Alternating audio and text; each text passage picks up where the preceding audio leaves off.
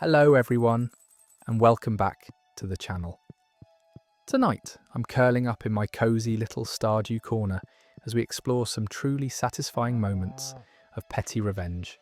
Stories where people who've been pushed too far finally push back in the most creative and deliciously justified ways. I've been doom scrolling through Reddit again, uncovering these tales of calculated payback and the sweet justice that comes when someone finally gets exactly what they deserve.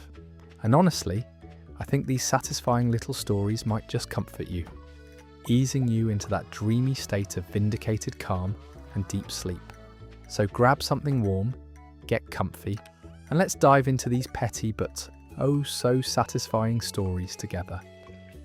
Our first story comes from someone who discovered the perfect way to handle a co-worker who couldn't resist taking credit for other people's work.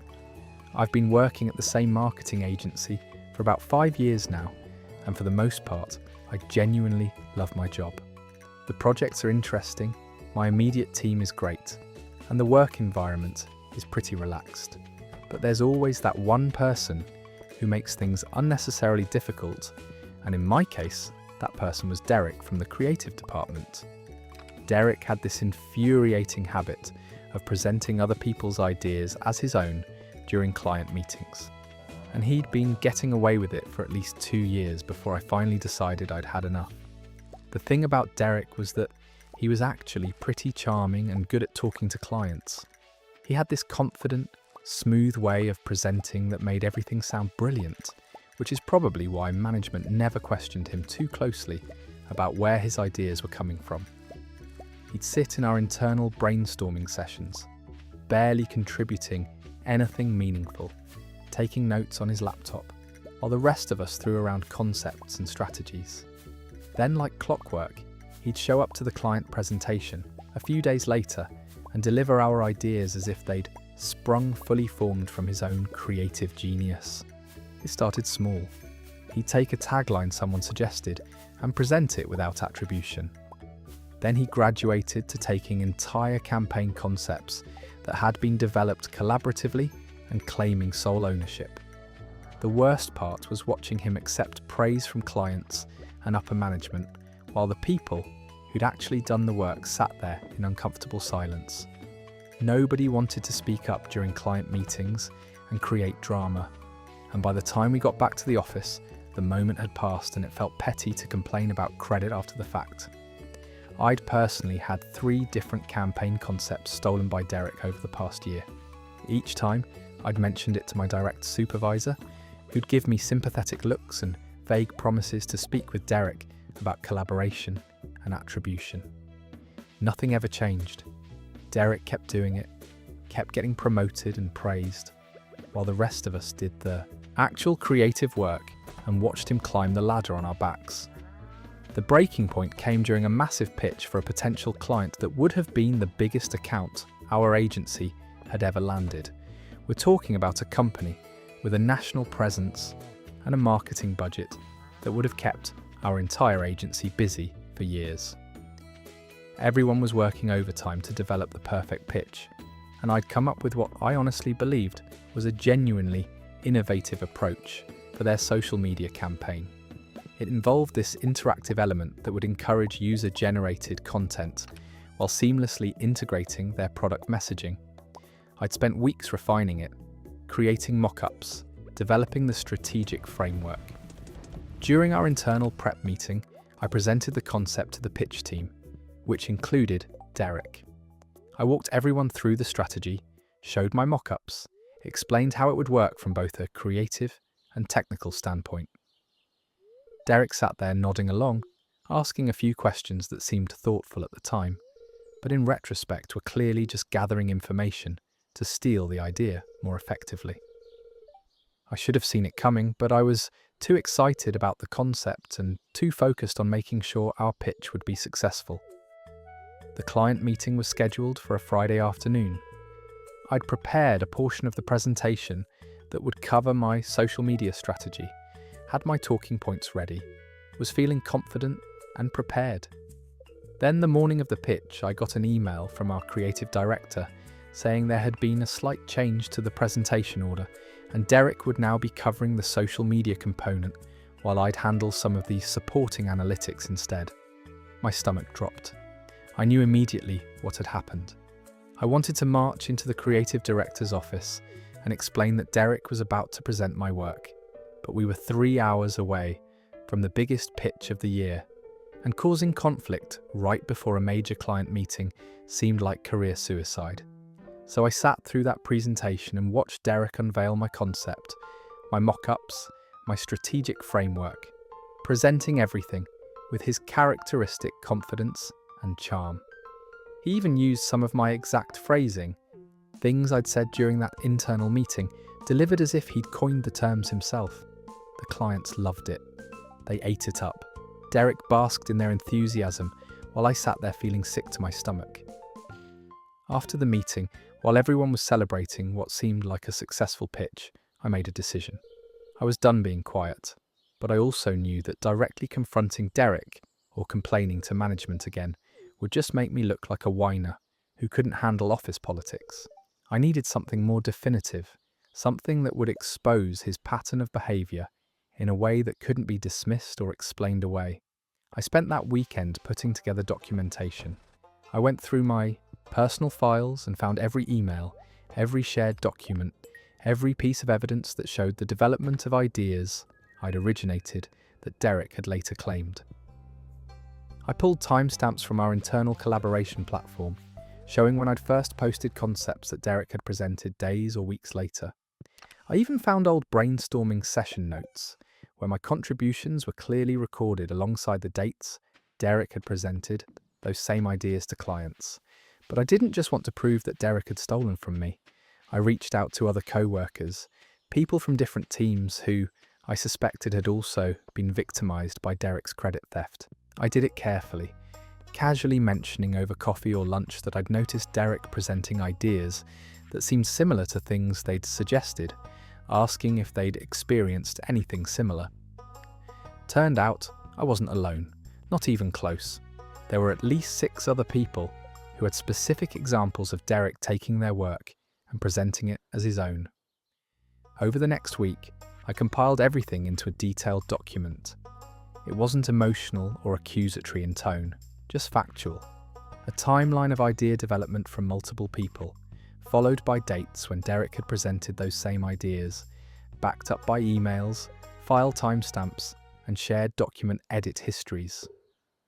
The pattern was undeniable when laid out chronologically. Derek had been systematically harvesting ideas from his colleagues for years, and I had the receipts to prove it. I didn't go to HR immediately. Instead, I waited. The big client from the Friday pitch got back to us the following Wednesday with their decision. They'd chosen our agency for their account, specifically citing the innovative social media strategy as a key factor in their choice. Derek was, predictably, praised extensively in the company-wide email announcing the win. The creative director specifically called out Derek's visionary thinking and creative excellence. That's when I sent my documentation. I emailed it to HR, to my direct supervisor, and to the creative director, with a subject line that simply read, "Pattern of Attribution Concerns." I kept the email message brief and professional, stating that I felt it was important to bring some concerns about creative attribution to their attention, particularly in light of the recent client win, and that I'd compiled documentation to illustrate the pattern I'd observed. Then I waited. For about 6 hours, nothing happened. Then I got called into a meeting with HR and the creative director. They'd reviewed my documentation. They'd also apparently started pulling their own records and talking to other people once they saw the pattern I'd outlined. The meeting was surprisingly short. They thanked me for bringing this to their attention, assured me it would be handled, and asked me to keep the conversation confidential while they conducted their investigation. The following Monday, Derek was conspicuously absent from our morning team meeting. By Tuesday, word had spread that he'd been let go. The official story was that he'd decided to pursue other opportunities, but everyone who'd been affected by his behaviour knew what had really happened. The the creative director sent out a company-wide memo about the importance of proper attribution and collaborative recognition, implementing a new policy requiring documentation of idea origination for all client-facing presentations. The best part came about a month later. The big client that had chosen us specifically for the social media strategy I'd developed requested a meeting to discuss implementation details. During that meeting, they asked specifically to work with the person who'd originated the concept. The creative director, to his credit, clarified that while Derek had presented the strategy, I'd been the one who'd actually developed it.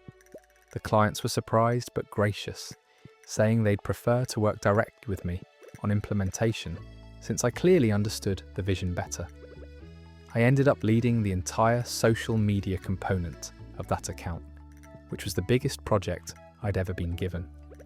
It led to a promotion 6 months later and established me as one of the agency's key creative strategists. I often wonder if Derek ever figured out that it was me who'd compiled that documentation, though I suspect he probably assumed it was a collective effort from everyone he'd wronged over the years. Either way, I never heard from him again. The satisfying part wasn't even really about revenge, though I won't pretend there wasn't some gratification in seeing him finally face consequences. It was more about watching a toxic pattern finally get interrupted, seeing a system that had allowed someone to profit from other people's work get corrected. And every time I'm in a brainstorming session now and someone builds on someone else's idea, I notice people being careful to attribute and acknowledge contributions. That small cultural shift, the awareness that ideas have origins and those origins matter, feels like the real win. That story reminds us that sometimes the most effective response to workplace injustice isn't confrontation or complaint, but patient documentation and strategic timing that allows the evidence to speak for itself. Our next story comes from someone who found the perfect way to deal with a neighbour who thought parking regulations didn't apply to them. I live in a fairly dense urban neighbourhood where street parking is at an absolute premium. We're talking about the kind of area where people will circle blocks for 20 minutes just to find a legal spot within 3 blocks of their apartment. Most residents have figured out the unwritten rules of neighbourhood parking etiquette, that delicate balance of respecting each other's space while acknowledging that technically nobody owns the street. But there's always someone who thinks they're special, and in my case, that someone was the guy who lived 4 doors down from me in a renovated brownstone that probably cost 3 times what everyone else on the block was paying in rent. This guy, I'll call him Brad because he had that exact energy, drove a massive black SUV that was completely impractical for city living. The thing was so oversized that it barely fit in a standard parking space, and Brad had this infuriating habit of parking it in ways that took up space for 2 vehicles. He'd park at angles or leave huge gaps between his car and the vehicles around him, or position himself right at corners in ways that technically weren't illegal, but made it impossible for anyone else to fit in the remaining space. I'd watched him do this for months, always assuming he was just a careless parker who didn't think about how his choices affected other people. Then I realised it was completely intentional. I came home late one evening after having dinner with friends, desperate to find parking because I had an early morning meeting and didn't want to deal with moving my car at dawn. I spotted what looked like enough space between Brad's SUV and another car, probably about 20 feet of curb space, plenty of room for my compact sedan. I was literally in the process of parallel parking, had my car halfway into the spot, when Brad came running out of his building yelling at me to stop. He said that space was too small and I was going to hit his vehicle, that I needed to find somewhere else to park. I pointed out that there was clearly enough room, that I was an experienced parallel parker and had left plenty of clearance. He got aggressive, standing in the space behind my car so I couldn't finish parking, insisting that the spot was too tight, and he didn't want anyone parking that close to his precious SUV. We had a brief argument that ended with him refusing to move and me having to drive away to find another spot, which took me 40 minutes and left me parked 8 blocks away from my apartment. That's when I understood his strategy. Brad was deliberately parking in ways that created unusable buffer zones around his vehicle, essentially claiming multiple spaces worth of street parking for his single car. And when those tactics didn't work, he'd physically intimidate people into not parking near him. I started paying attention and noticed he did this constantly. He'd park with his front bumper right at the edge of a driveway cut out, leaving just enough space behind him that it looked like a spot but wasn't quite enough for most vehicles, or he'd position himself at the end of a block in a way that left an awkward gap that was too small for a car but too large to ignore. I asked a few neighbours if they'd noticed this behaviour, and it turned out everyone had stories about Brad and his parking aggression. One woman said he'd actually called the police on her for parking too close to his SUV, claiming she'd damaged it, though the responding officers found no evidence of any contact between the vehicles. Another neighbour said Brad had left nasty notes on his windshield multiple times, threatening to have him towed for imaginary violations. The guy was basically terrorising the block to maintain his personal parking buffer zone. I decided to fight back, but I knew I had to be smart about it. Brad clearly had enough time and aggression to make life miserable for anyone who directly challenged him, and I didn't want to escalate into some kind of parking war that would consume all my energy, so I took a different approach. I started documenting everything. Every time Brad parked illegally or in a way that violated actual city parking regulations, I took photos with timestamps, too close to a fire hydrant, blocking a driveway by more than the allowed 6 inches, parked facing the wrong direction on a one-way street, exceeding the posted time limit in a 2-hour zone. Over 3 weeks, I compiled an impressive collection of legitimate parking violations, but I didn't report them, not yet. Instead, I did some research into my city's parking enforcement systems and discovered something interesting. Our city had recently implemented an app that allowed residents to report parking violations directly, with photo evidence. The reports were reviewed by parking enforcement officers, who would then patrol the area if there appeared to be a pattern of violations. Multiple reports about the same vehicle or location would flag it as a problem area requiring increased attention. I waited until I had a solid month's worth of documented violations, probably about 15 different instances where Brad's SUV was clearly breaking specific parking regulations. Then, over the course of a single week, I submitted them all through the app, spacing them out over different days and times to make it look like multiple concerned citizens were reporting the same problematic vehicle. I was careful to only report actual violations, nothing petty or questionable. Every single report I filed was for a legitimate infraction that was clearly stated in the city parking code. The results were better than I could have hoped for. Within 2 weeks, Brad's SUV started accumulating tickets. I'd see them tucked under his windshield wiper, those distinctive bright orange envelopes that meant anywhere from $40 to $100 in fines depending on the violation.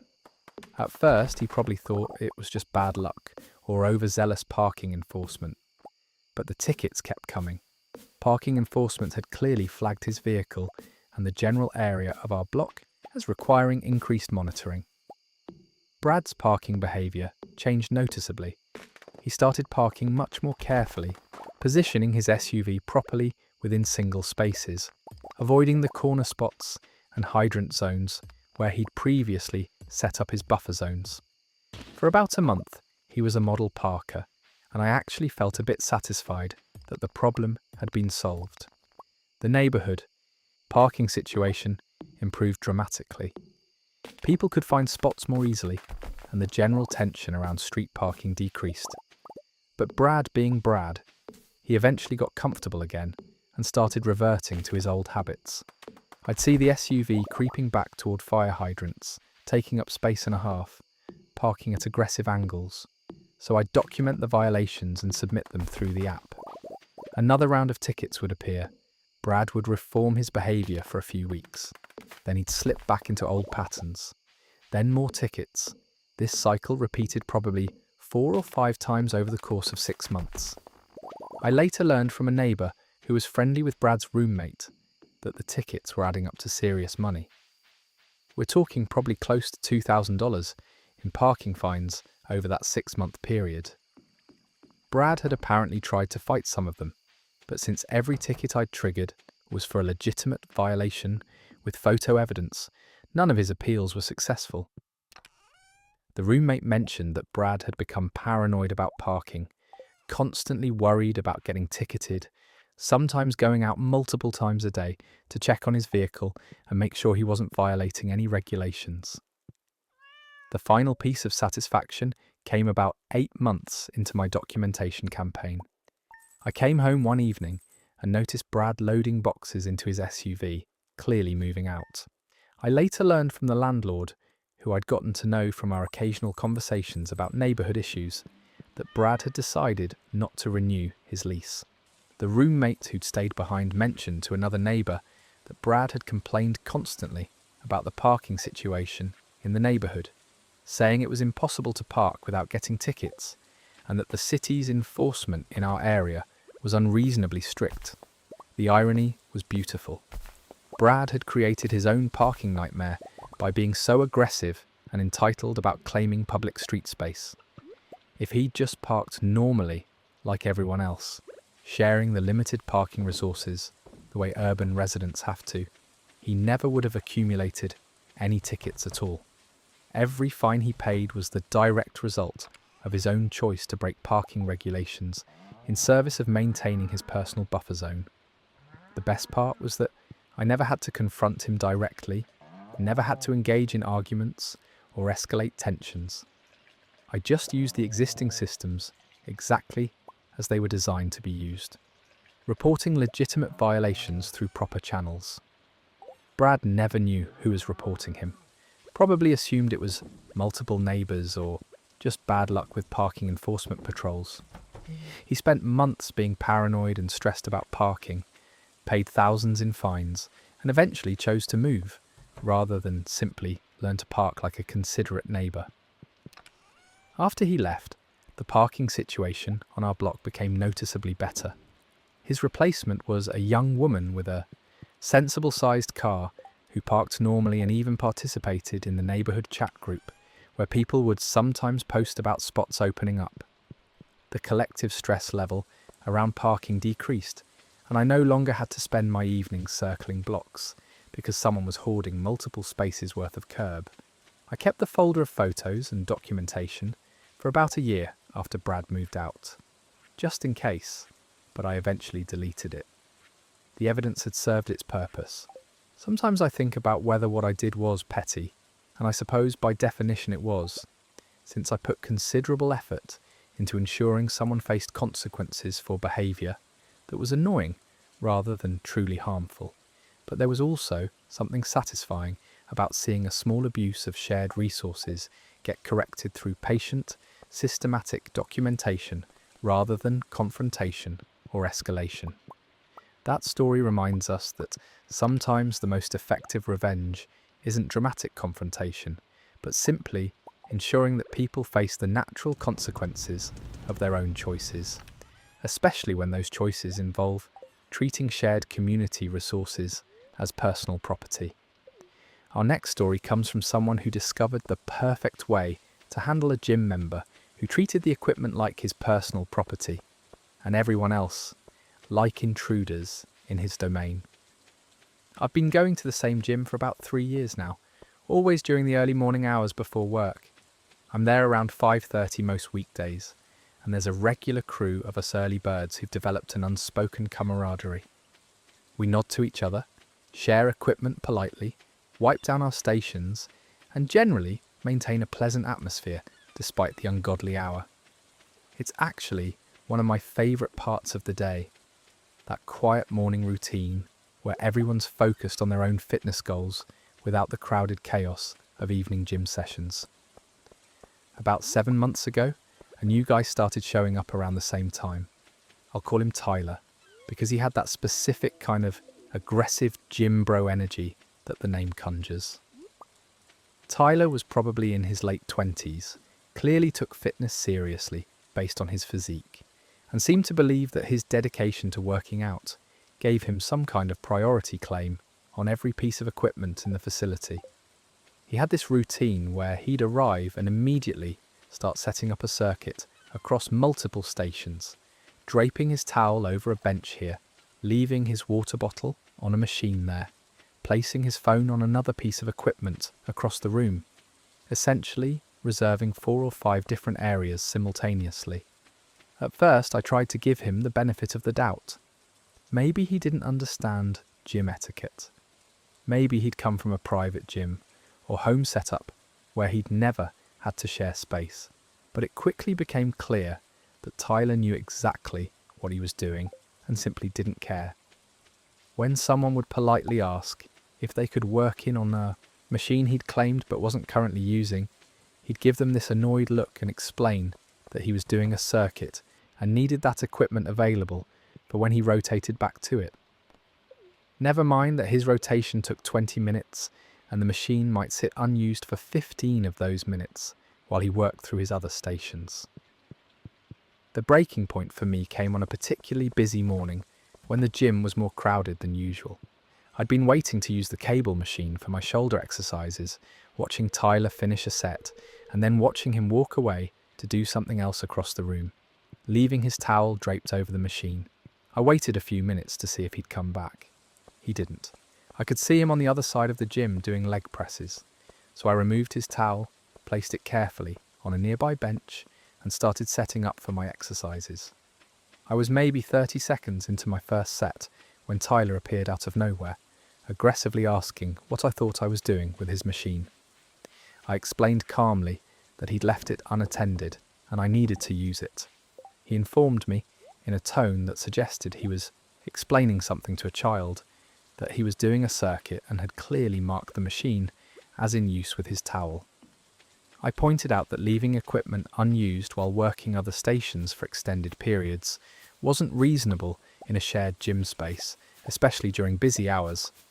He got in my face, close enough that I could smell his pre-workout supplement breath, and told me I needed to find something else to do because he wasn't finished with his circuit. I'm not a confrontational person by nature, and the situation felt like it could escalate into something ugly, so I backed down. I moved to a different area and modified my workout to avoid the equipment Tyler had claimed.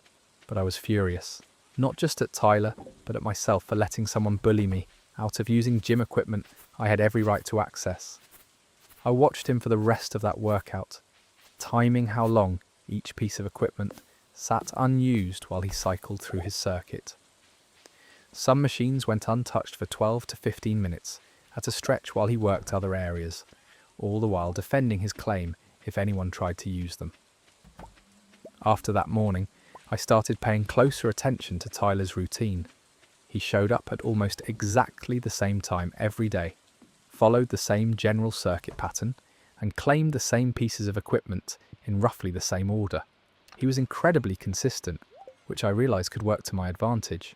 I also noticed that he always spent the first 5 minutes of his gym time in the locker room, presumably changing and getting mentally prepared for his workout, before emerging to stake his claims on equipment. I started arriving 15 minutes earlier than usual.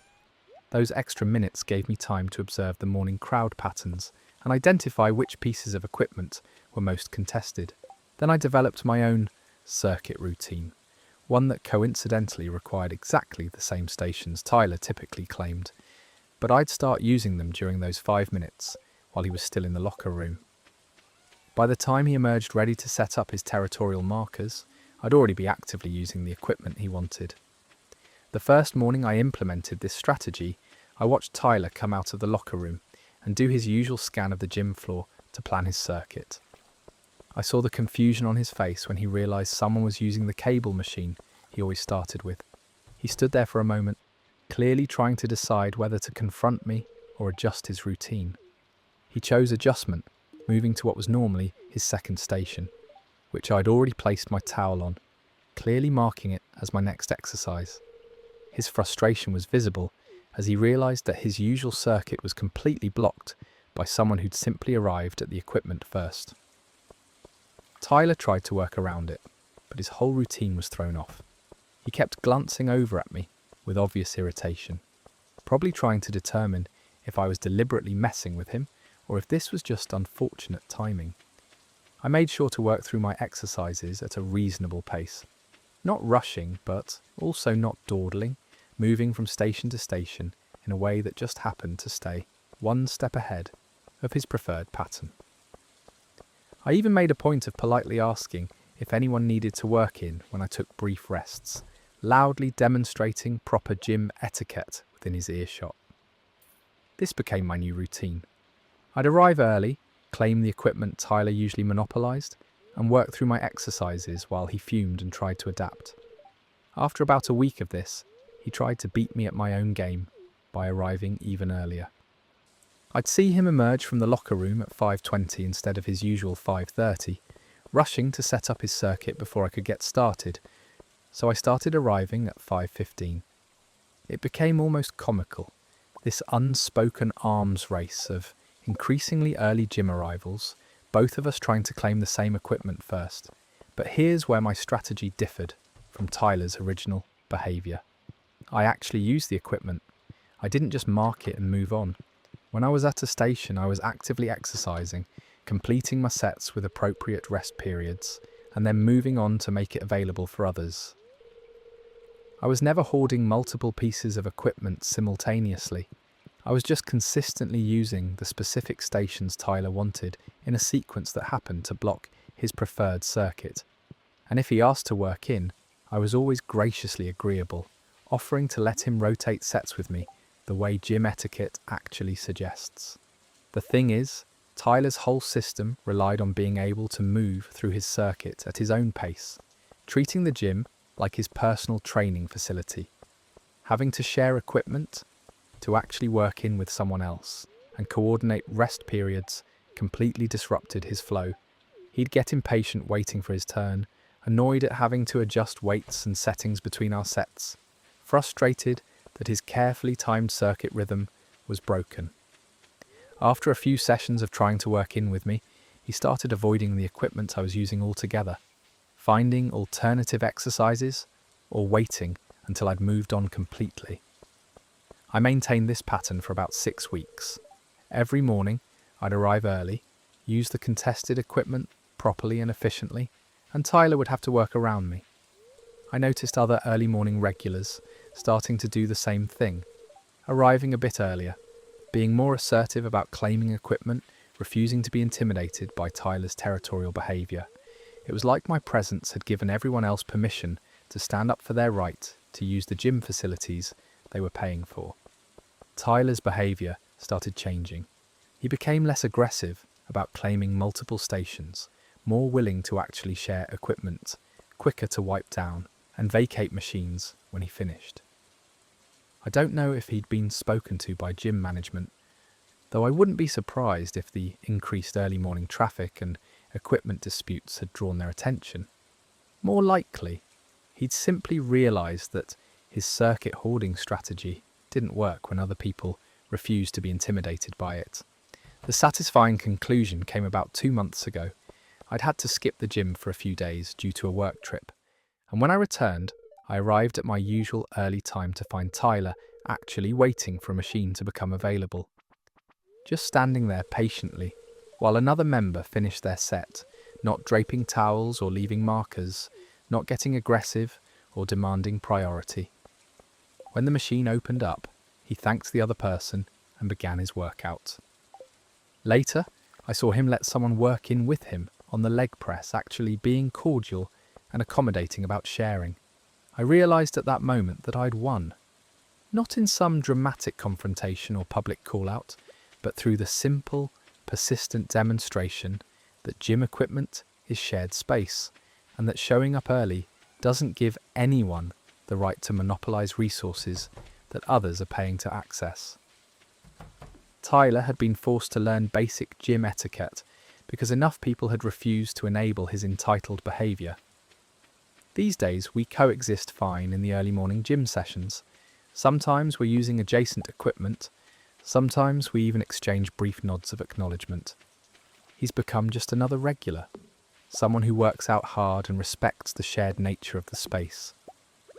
I don't know if he even realises that my presence was deliberately calculated to disrupt his territorial routine, or if he thinks it was just coincidence and natural gym traffic patterns that forced him to adapt. The best part is that the early morning gym atmosphere has improved dramatically. The regular crew is back to that comfortable, mutually respectful vibe we had before Tyler arrived with his circuit hoarding behaviour. People share equipment, ask politely to work in, wipe down their stations, and generally treat the gym like the community space it's supposed to be. And every morning when I'm efficiently working through my routine, using equipment properly and sharing it willingly with others, I feel a little spark of satisfaction, knowing that I helped restore that balance without ever having to raise my voice or file a complaint. That story reminds us that sometimes the most effective way to deal with entitled behaviour isn't confrontation or appeals to authority, but simply refusing to accommodate unreasonable demands while modelling the conduct you want to see, persistently and without aggression, until the person either adapts or exhausts themselves fighting against basic fairness. Our next story comes from someone who found an ingenious way to deal with a co-worker who made everyone's lunch breaks miserable with their aggressive food theft. I work in a mid-sized office building with about 40 people on my floor, and we share a communal break room with 2 refrigerators, a microwave and some counter space. It's not fancy, but it's functional, and most people are pretty respectful about the shared space. We all have our little routines, our preferred spots to eat lunch, our unspoken agreements about cleaning up after ourselves. For the most part, it's a pleasant enough environment to take a break from the workday and recharge before diving back into spreadsheets and conference calls. About 4 months ago, food started disappearing from the refrigerators.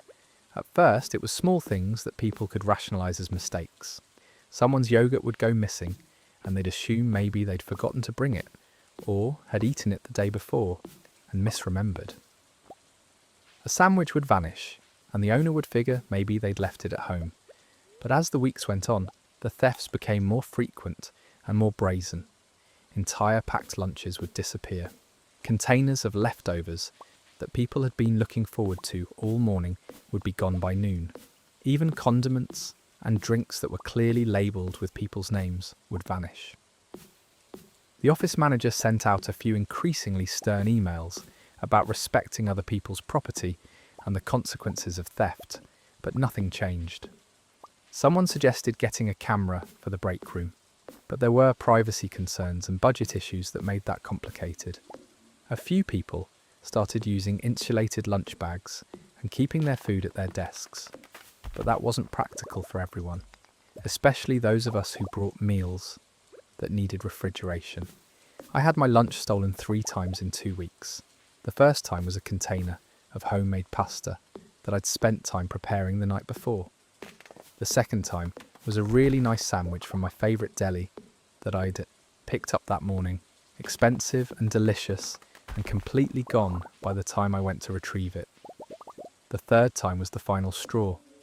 I'd brought leftover Thai food from a dinner out with my girlfriend, something I'd been genuinely excited about eating, and when I opened the fridge at lunchtime, the container was simply gone. Not even returned empty, just completely vanished. I was furious, but more than that, I was determined. I started paying attention to patterns, watching who came and went from the break room during the morning hours before lunch. Most people stored their food when they arrived in the morning and didn't return until their actual lunch break, which for most of us was between noon and 1. But there was one person who made frequent trips to the break room throughout the morning. Kevin from accounting would go in every hour or so, supposedly to refill his coffee or grab a snack from the vending machine. I'd never paid much attention before, but once I started watching specifically, I noticed he always went to the refrigerator, even when he was supposedly just getting coffee. I couldn't prove anything based on observation alone, so I decided to set a trap. I prepared a very special lunch. I made a beautiful sandwich with premium ingredients, turkey and avocado, and all the fixings on artisan bread from a bakery near my apartment. I put it in a distinctive container, one of those expensive bento box style holders that looked worth stealing, and then I doctored it. I didn't do anything dangerous or illegal, nothing that would actually harm anyone.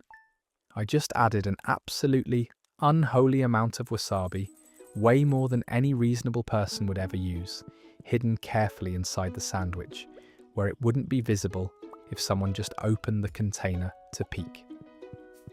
I'd done my research on this.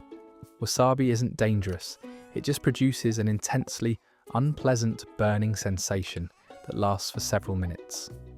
I mixed it with a bit of the avocado to disguise the bright green colour, spreading it generously across every layer of the sandwich. The amount I used would make the sandwich completely inedible for anyone who took a normal-sized bite. It would be an immediate, unmistakable assault on the taste buds, the kind of experience that would make someone's eyes water and their nose run. I brought my special sandwich to work on a Wednesday morning, labelled the container with my name as always, and placed it prominently in the refrigerator where it would be easily visible. Then I positioned myself at my desk, which had a partial sightline to the break room door, and waited. I made sure to stay visible and busy at my workstation, clearly not anywhere near the break room, establishing my presence in case anyone later questioned whether I'd been involved in whatever was about to happen. Around 10:30, I saw Kevin make one of his frequent trips to the break room. He was in there for maybe 3 minutes, longer than it would take to just pour coffee. When he emerged, he was carrying his usual coffee mug, but something about his body language seemed different, more purposeful. I forced myself to wait another hour before checking the refrigerator. When I finally went to the break room at 11:30, my special sandwich was gone, right on schedule. I returned to my desk and continued working, keeping an eye on Kevin's cubicle across the office floor. Around noon, right when people were starting to take their lunch breaks, I heard a commotion from the direction of the bathrooms. Someone was coughing violently.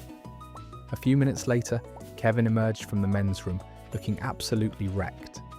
His eyes were red and watering, his face was flushed, and he was still coughing occasionally.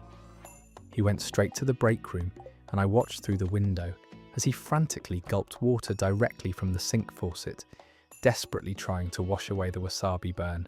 Several co-workers asked if he was okay, showing genuine concern. Kevin, to his credit, or perhaps his shame, claimed he was fine, just had something go down the wrong way. He spent the rest of the lunch hour looking miserable at his desk, occasionally getting up to drink more water or splash his face in the bathroom. I maintained a completely neutral expression, ate the backup lunch I'd brought, and kept at my desk, and said nothing to anyone about my missing sandwich. The beautiful thing was that Kevin couldn't report the theft without admitting he'd stolen someone's lunch. He couldn't complain about the wasabi without explaining how he'd encountered it. He was trapped by his own behaviour, forced to suffer in silence because the alternative was confessing to being the food thief everyone had been complaining about for months. I watched him struggle through the afternoon, clearly uncomfortable, unable to concentrate, periodically rushing to get more water. I decided to push my advantage. The next day, I brought another special lunch. This time, it was a container of what looked like delicious fried rice, but I'd loaded it with ghost pepper flakes, the kind that register insanely high on the Scoville scale. I mixed them throughout the rice so they weren't immediately visible, just occasional flecks that looked like they could be normal spices or vegetables. I placed the container in the fridge with my name on it and waited. Kevin didn't take the bait that day. He made his usual trips to the break room, but when I checked at lunch, my fried rice was still there. I actually ate it myself, carefully avoiding the sections where I'd concentrated the ghost pepper flakes, enjoying my untainted portions, while everyone else had their normal lunch. I noticed Kevin watching me eat, probably trying to figure out if I was the one who'd made his previous day so miserable, but I gave no indication that anything was unusual. The third day, I brought a legitimately normal lunch. Just a regular sandwich, nothing doctored or modified, properly labelled and stored. It also wasn't stolen. Kevin was noticeably more cautious in his break room visits, spending less time near the refrigerators, actually appearing to only get coffee when he claimed that's what he was doing. Over the following week, I brought various normal lunches and none of them disappeared. In fact, the office-wide food theft problem seemed to have completely resolved itself. Other people's lunches stopped vanishing. The break room returned to being a peaceful, shared space. I confirmed my suspicions about a month later during a happy hour with some co-workers. After a few drinks, someone brought up the mysterious end to the lunch thefts, wondering if the culprit had been caught or had left the company. Another co-worker mentioned they'd heard Kevin had some kind of food poisoning incident around the same time the thefts stopped, having gotten violently ill from something he ate at work. The connection wasn't explicitly made, but I saw a few knowing glances exchanged among the group. I wasn't the only one who'd figured out what had happened. Kevin and I never discussed the incident directly. We maintained professional courtesy, collaborated on projects when necessary, exchanged pleasantries in the hallway. But I noticed he went out of his way to avoid the break room when other people were storing or retrieving food. He started bringing his lunch in an insulated bag that stayed at his desk. He became almost overly respectful of other people's space and belongings, as if overcompensating for his previous behaviour. The most satisfying part wasn't even the immediate justice of Kevin suffering the consequences of his theft. It was the restoration of trust in the office environment. People went back to freely using the shared refrigerators without fear. The atmosphere in the break room improved. Co-workers who'd been frustrated and suspicious became relaxed again. The small but meaningful comfort of being able to bring a nice lunch from home and know it would be there when you wanted it. That simple workplace dignity was restored.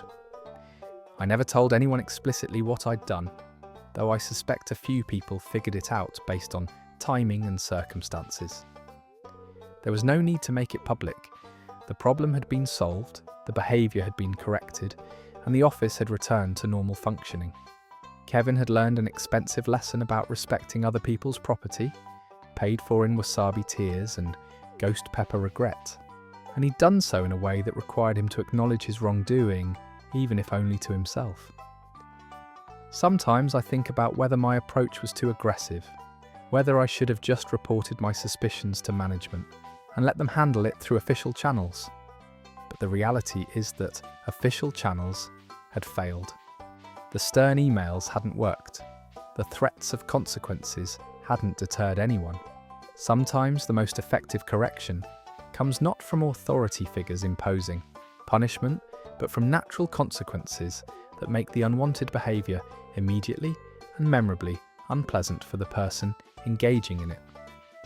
That story reminds us that sometimes the best deterrent to petty theft isn't surveillance or policy enforcement, but simply ensuring that the act of stealing becomes so personally unpleasant that the thief decides on their own that it's not worth the risk to continue.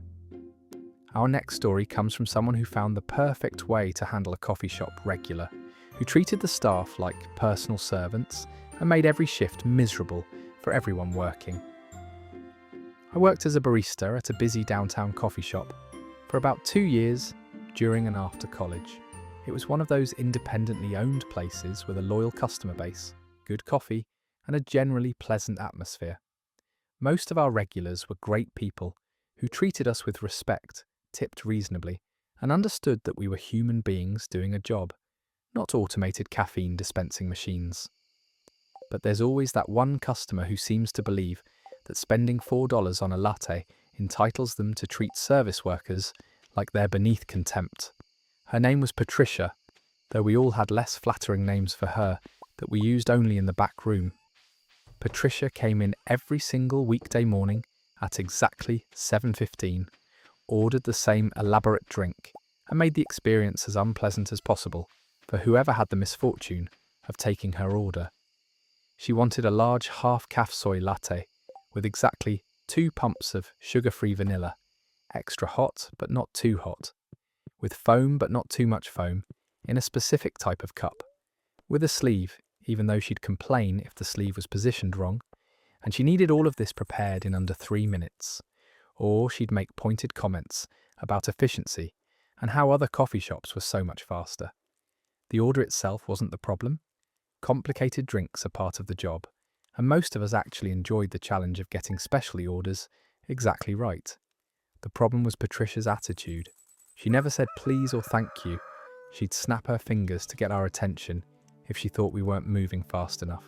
She'd loudly sigh and check her watch if there was any delay. If her drink wasn't precisely to her specifications, she'd make us remake it while delivering a lecture about attention to detail and customer service standards, often loudly enough that other customers could hear and feel uncomfortable. She never tipped, not once in the entire time I worked there, despite coming in 5 days a week, for what we calculated was well over a year based on staff memories. She'd complain to management about minor issues, trying to get her drinks comped. She'd leave her used cups and trash on tables instead of using the clearly marked bins. She'd occupy a table for hours during our busiest times, spreading out her laptop and papers, and glaring at anyone who looked like they might ask to share the space. She was, in every possible way, the customer that service workers dread. What made it worse was that management wouldn't do anything about her behaviour. Our owner had this philosophy about the customer always being right, and he was terrified of negative online reviews. Patricia had apparently written a scathing review once, years before I started working there, and the owner had been so rattled by it that he'd instituted a policy of accommodating her, no matter how unreasonable she was. The staff found this incredibly demoralising. We'd bend over backward to provide excellent service, and then Patricia would come in and treat us like incompetent servants, and we'd be expected to just smile and take it.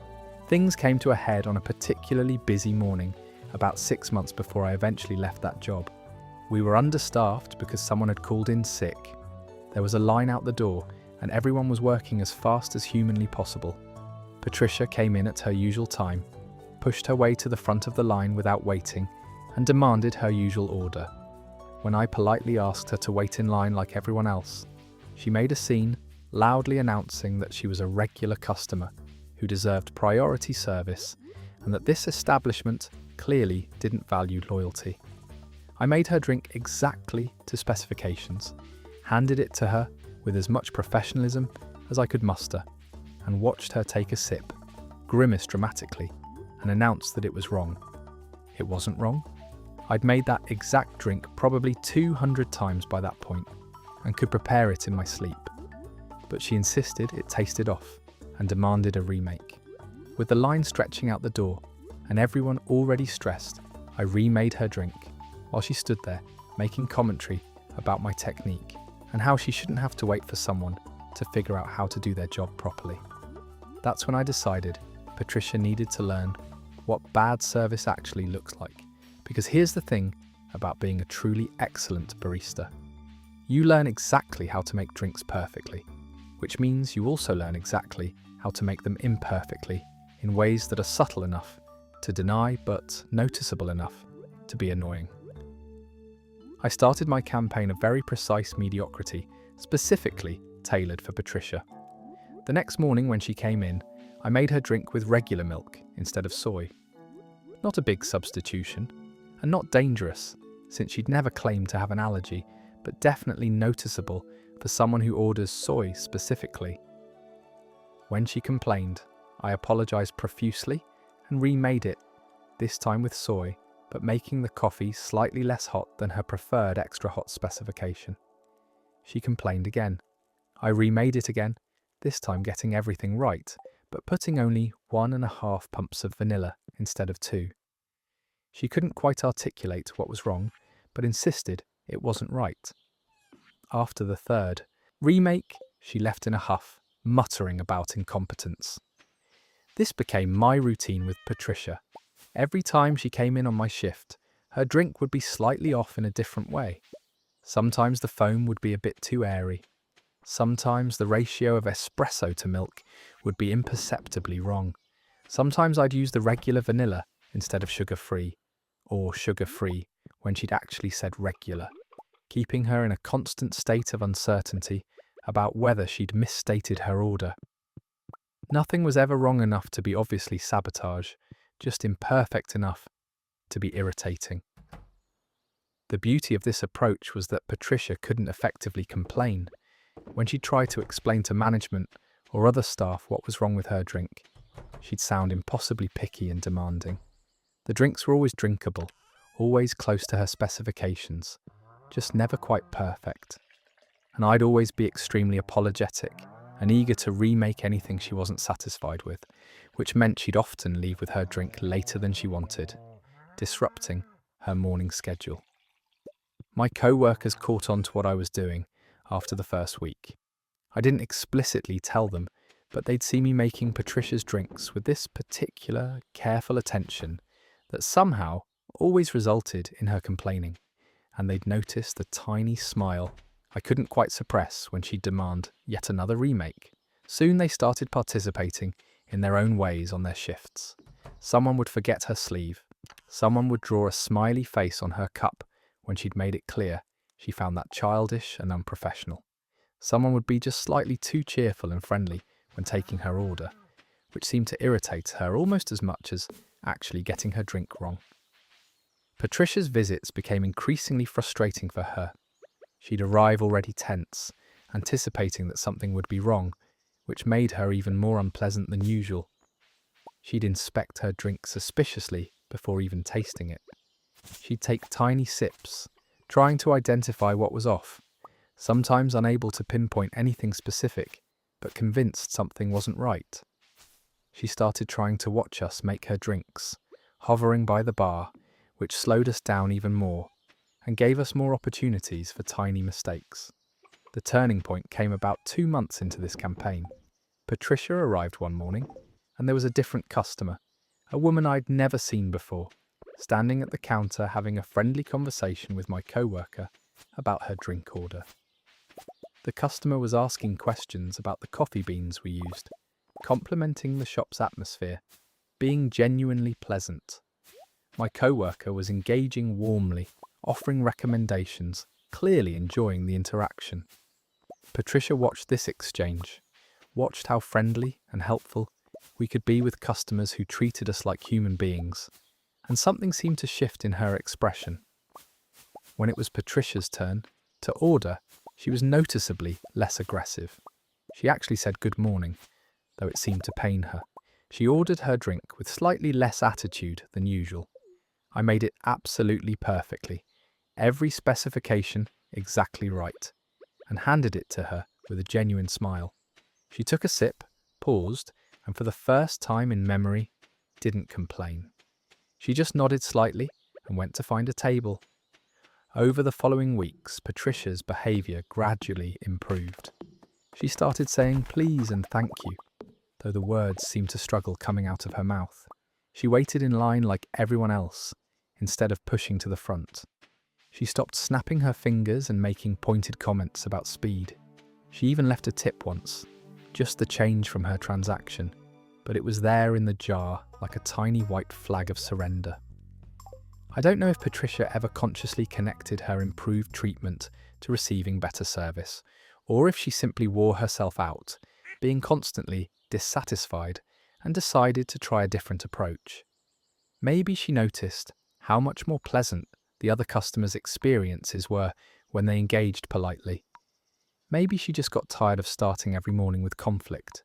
Whatever the reason, she became a tolerable customer. Not friendly exactly, but no longer the source of dread she'd once been.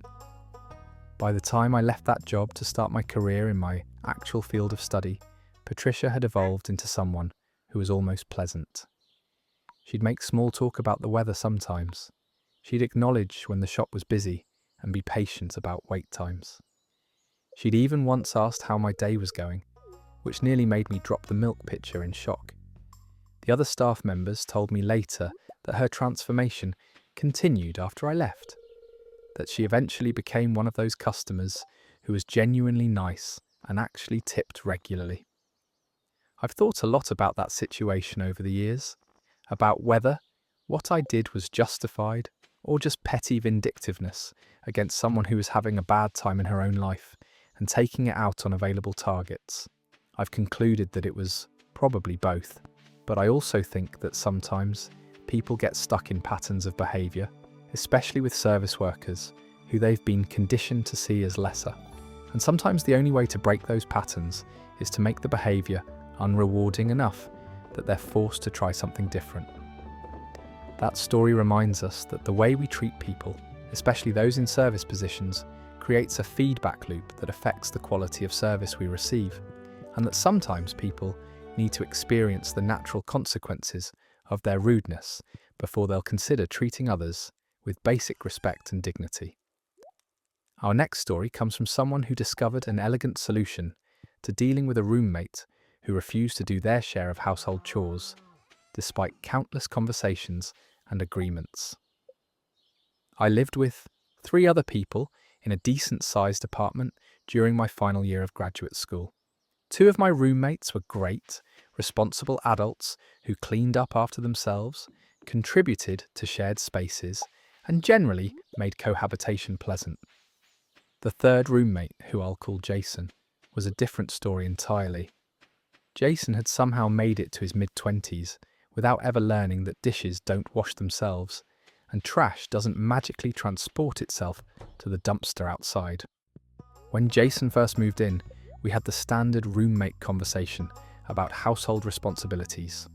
We'd split everything equally, rotate cleaning duties for common areas, handle our own dishes promptly, and maintain a cleaning schedule for the bathroom and kitchen. Jason nodded along, enthusiastically, to all of this, agreed to everything, even suggested we put the schedule on the refrigerator so everyone would remember their weeks. I thought we were set up for a harmonious living situation. The reality became apparent within the first month. Jason would cook elaborate meals, use every pot and pan we owned, and then leave everything piled in the sink for days. He'd take out the trash from his room and leave the bag sitting by the front door instead of actually taking it to the dumpster. His assigned cleaning weeks would pass with nothing getting done, and when someone would gently remind him, he'd promise to do it later, which inevitably meant never. His bathroom products would multiply across every surface, leaving no room for anyone else's belongings. He'd leave his laundry in the washing machine for so long that it would start to smell, forcing someone else to move it if they needed to use the machine. My other 2 roommates and I tried everything reasonable. We had house meetings where we'd calmly discuss the issues. We'd send friendly reminder texts in our group chat. We adjusted the chore schedule, thinking maybe his assigned tasks were inconvenient for his schedule.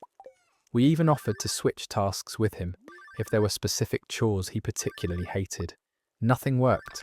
Jason would apologise profusely, promise to do better, maybe follow through for 2 or 3 days, and then gradually slide back into his pattern of creating messes and expecting other people to deal with them.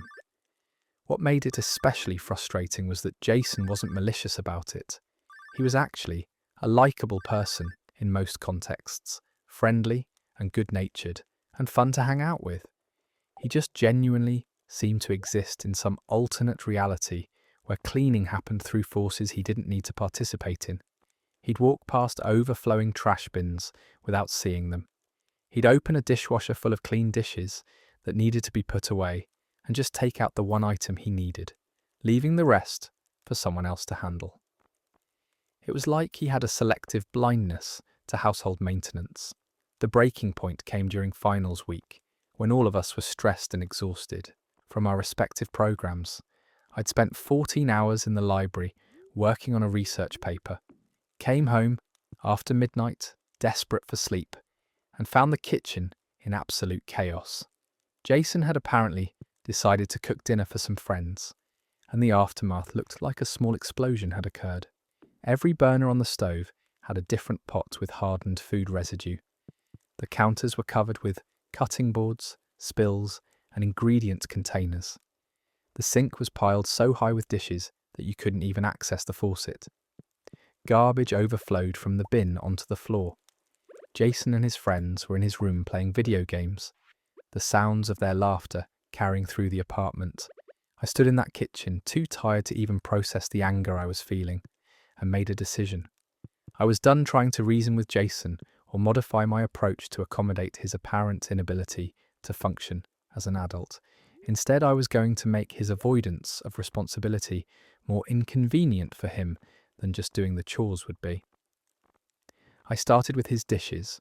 Instead of washing them or leaving them to pile up in the sink, I began collecting every single dish Jason used and placing them in a plastic storage bin that I kept in my room.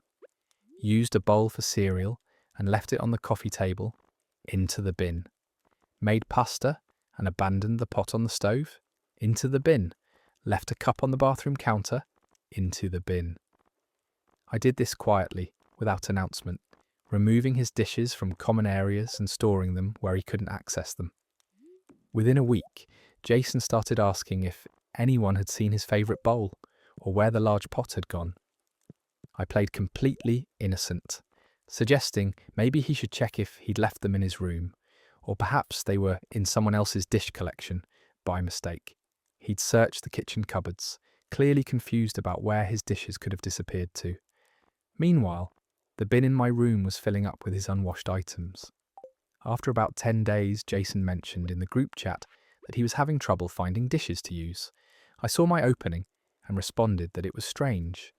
Maybe he should make sure to wash and return his dishes promptly, so they'd be available when he needed them. He agreed that was probably a good idea, seemingly not connecting his own failure to clean up with the mysterious disappearance of his kitchenware. The next phase involved his bathroom products.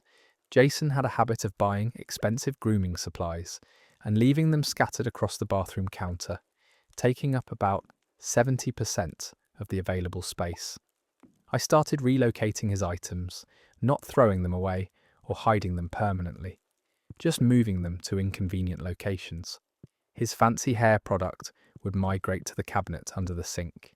His electric razor would end up on top of the medicine cabinet where he couldn't easily reach it. His body wash would move from the shower to the linen closet. Every few days, something else would relocate. Jason would have to search for his belongings every time he needed to get ready, adding 10 or 15 minutes to his routine. He'd find items eventually, but the inconvenience was noticeable. He started keeping his most essential items in his bedroom, which was exactly what I'd hoped for, since it meant less clutter in the shared bathroom. The most effective intervention involved his laundry habits. Jason would regularly leave his wet clothes in the washing machine for hours, or even overnight, creating that distinctive mildew smell and preventing anyone else from doing their laundry. I instituted a new personal policy where if the washing machine contained Jason's forgotten laundry and I needed to use it, I'd remove his clothes and place them in a trash bag, which I'd then put in the most inconvenient location I could think of. Sometimes that was the balcony in winter. Sometimes it was the storage closet in the basement of our building. Once it was actually in his car, which I had access to because we occasionally borrowed each other's vehicles. Jason would have to track down his missing laundry, discover it in increasingly bizarre locations, and then deal with the fact that it now definitely needed to be rewashed. After the third or fourth time finding his clothes in unexpected places, he started setting phone alarms to remind himself to transfer his laundry promptly. The problem essentially solved itself through the creation of consequences that were more annoying than just handling the laundry properly. My other two roommates figured out what I was doing after a few weeks. I never explicitly told them, but they'd see me quietly collecting Jason's abandoned dishes or notice his bathroom products mysteriously relocating. They started participating in their own subtle ways. One roommate began placing any trash Jason left by the door directly in front of his bedroom door, so he'd have to navigate around it. The other started using Jason's designated parking spot in our building's garage when Jason left his car parked incorrectly across two spaces, forcing Jason to park on the street until he learned to park within the lines. The transformation took about 2 months, but it was remarkable. Jason gradually became a functional roommate. He started washing his dishes immediately after using them because he learned that leaving them out meant losing access to them for indeterminate periods. He began taking trash all the way to the dumpster because having it block his bedroom door was more annoying than just completing the task. He set reminders for his chores because the consequences of forgetting were now immediate and personal, rather than just creating general household friction. The fascinating thing was that Jason never seemed to fully realise we were orchestrating these consequences. He'd make comments about how he was becoming more responsible and getting better at adulting, as if this transformation were purely self-motivated. He'd give himself credit for his improvement, apparently not connecting the sudden appearance of natural consequences with his behavioural changes. We let him have that narrative. The goal had never been to punish him or make him feel bad, just to make avoiding responsibility more difficult than actually being responsible. By the time our lease ended and we all moved on to different living situations, Jason had become the kind of roommate who actually pulled his weight. He'd initiate cleaning the kitchen without being asked. He'd notice when household supplies needed replacing and add them to the shopping list. He'd even occasionally do extra tasks that weren't technically his responsibility, just to be helpful. It was like living with a completely different person. I ran into Jason about a year later at a mutual friend's party, and he mentioned that he was living alone now, but had discovered he was actually pretty good at keeping his space clean. He credited our time living together with teaching him good habits, saying that something about that year had finally made household maintenance click for him in a way it never had before. I just smiled and agreed that sometimes living with roommates teaches you important life skills. That story reminds us that sometimes the most effective way to change behaviour isn't through conversation or confrontation, but through quietly ensuring that irresponsible choices become personally inconvenient enough that responsibility starts looking like the easier path. Our next story comes from someone who found a creative way to handle a neighbour whose loud late-night parties were making their life unbearable despite repeated polite requests for consideration. I live in a duplex where the walls are thin enough that you can hear pretty much everything happening on the other side. When I first moved in 3 years ago, the unit next to mine was occupied by a quiet elderly couple who I barely knew were there. It was perfect for someone like me, who works from home and values peace and quiet. Then they moved out about 8 months ago, and my new neighbour moved in, bringing with him what can only be described as a complete disregard for anyone else's existence. His name was Marcus, mid-30s, worked some kind of sales job that apparently involved a lot of travel and irregular hours. I tried to be welcoming when he moved in, introduced myself, mentioned that the walls were pretty thin, and we could probably hear each other more than either of us would like, hoped we could be considerate neighbours. He seemed friendly enough, said he totally understood, promised he'd be respectful of shared living spaces. I thought we had an understanding. The first party happened about 2 weeks after he moved in. It was a Friday night, which I figured was reasonable enough for people to have friends over and make some noise. But this wasn't just people talking and music at moderate volume. This was full-blown club-level bass thumping through the walls, groups of people shouting to hear each other over the music, the distinct sounds of furniture being moved around, bottles breaking, chaos that continued until nearly 4 a.m. I had a work deadline the next day and spent the entire night lying awake, feeling my bed vibrate from the bass, unable to concentrate on anything except my growing exhaustion and frustration. I waited a couple days and then knocked on Marcus's door to have a friendly conversation about it. He apologised, said it had been his birthday celebration and things had gotten out of hand, promised it wouldn't happen regularly. I accepted his apology and figured it was a one-time thing, except it wasn't. 2 weeks later, another party, just as loud, just as late. Then another 2 weeks after that.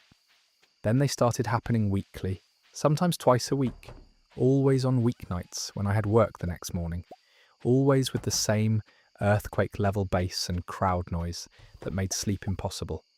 I tried everything reasonable. I knocked on his door during parties and asked him to turn the music down. He'd apologise, lower it for maybe 20 minutes, then it would gradually creep back up to the same deafening level. I left polite notes. I sent text messages since we'd exchanged numbers. I tried talking to him during the day when he was sober and reasonable, explaining that I had work and really needed to sleep. And these parties were seriously impacting my life. He'd always be apologetic and understanding in the moment, promised to be more considerate, then throw another party the following week with zero change in volume or hours. I contacted our landlord, who lived 2 states away and seemed completely uninterested in getting involved in tenant disputes. He suggested we work it out like adults and reminded me that the lease didn't specify quiet hours beyond the city's noise ordinance, which technically allowed music until 11 on weeknights and midnight on weekends. The problem was that Marcus would keep the parties within legal volume until the cut-off time, then somehow make them even louder after that, apparently calculating that by the time police could respond to a noise complaint, the party would be wrapping up anyway. I called the police non-emergency line 3 different times. Twice they never showed up. Once they came, knocked on Marcus's door, he turned the music down for the duration of their 5-minute visit, and then cranked it right back up the moment they left. The officer told me that unless there were multiple complaints from different addresses, noise violations were low priority for them. Since I was in a duplex with no other immediate neighbours, I was essentially on my own. After 4 months of this, averaging about 6 hours of sleep per night, and watching my work performance suffer from constant exhaustion, I decided I was done playing nice. Marcus had proven that he didn't respond to polite requests, landlord intervention, or even police presence. He needed to experience some consequences that would actually motivate him to change his behaviour. I started planning my revenge with the kind of detailed attention I usually reserved for work projects. I did research on Marcus's schedule and determined that he typically slept late into the morning after his parties, often not emerging from his unit until noon or later. He'd mentioned during one of our conversations that he worked from home on Thursdays and Fridays, taking calls with West Coast clients, which meant he needed to be functional and alert during those afternoons. Perfect. I had my targets. I invested in a decent Bluetooth speaker and a device that could schedule audio playback.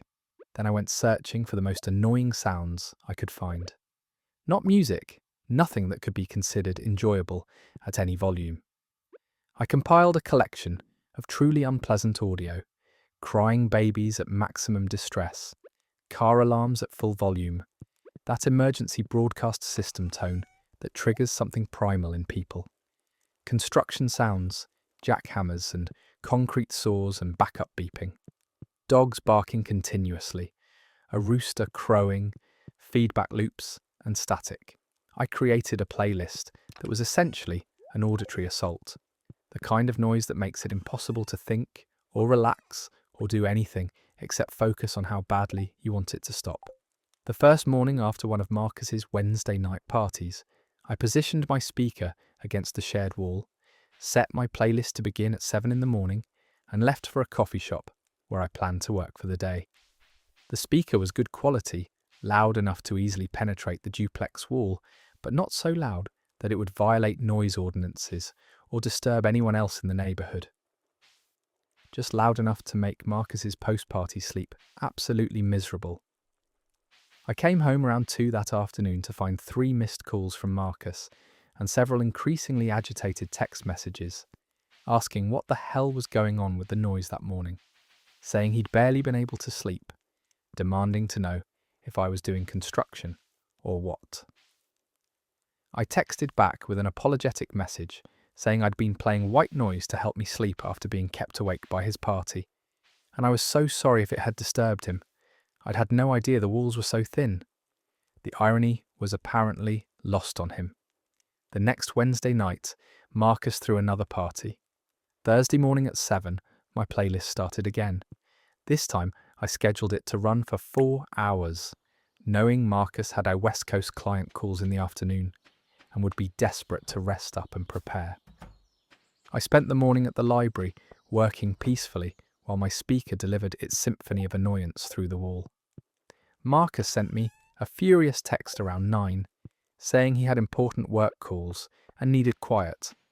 I responded hours later, saying I was out and hadn't realised I'd left my white noise running, apologising profusely. This pattern continued for 6 weeks. Every time Marcus had a party, I'd schedule my morning noise session. I varied the content slightly each time, introducing new unbearable sounds to keep things fresh.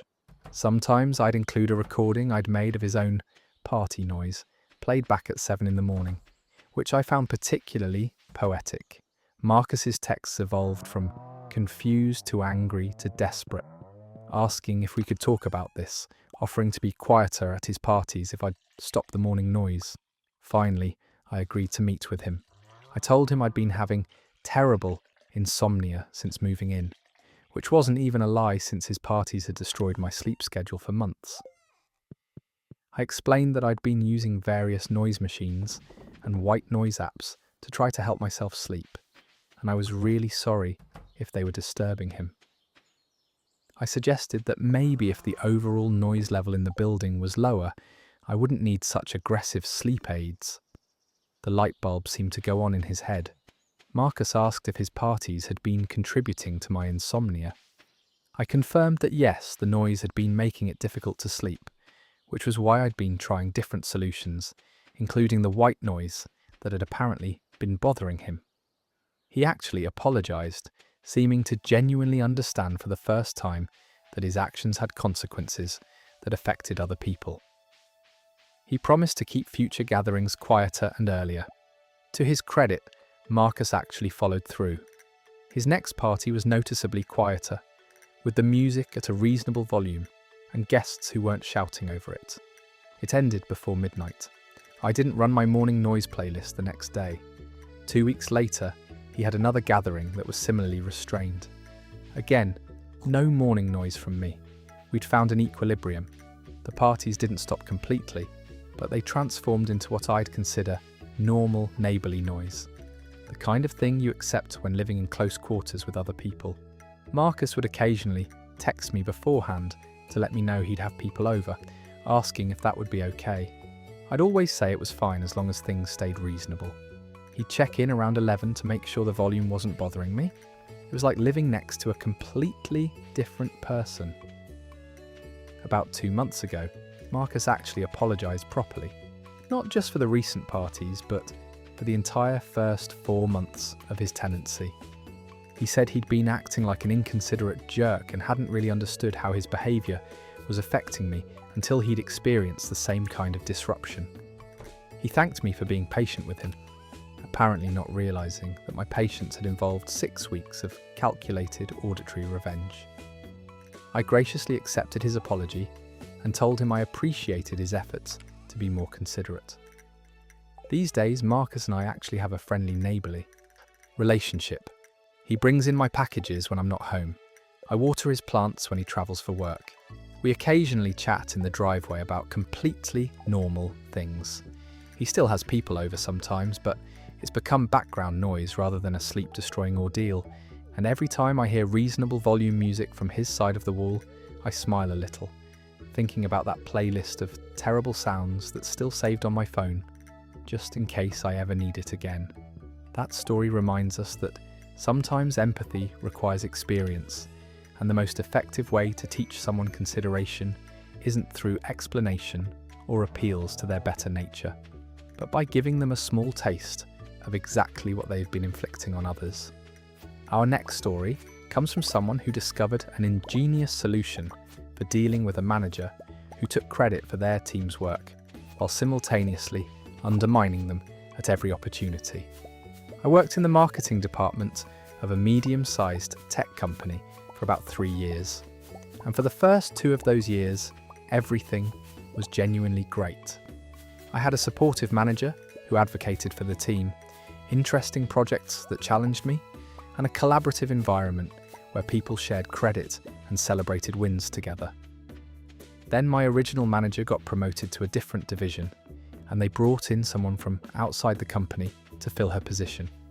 That's when everything started falling apart. The new manager, I'll call him Greg, had an impressive resume and interviewed well according to the hiring committee. He talked a good game about servant leadership and empowering his team and fostering creativity.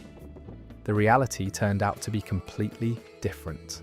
Within his first month, it became clear that Greg's primary skill was taking credit for other people's work, while positioning himself as the visionary behind every successful campaign our team produced. His pattern was remarkably consistent. Our team would brainstorm campaign ideas in our weekly meetings, developing concepts collaboratively with everyone contributing angles and refinements. Greg would sit there, taking notes, offering minimal input, beyond vague encouragements to think bigger or be more innovative.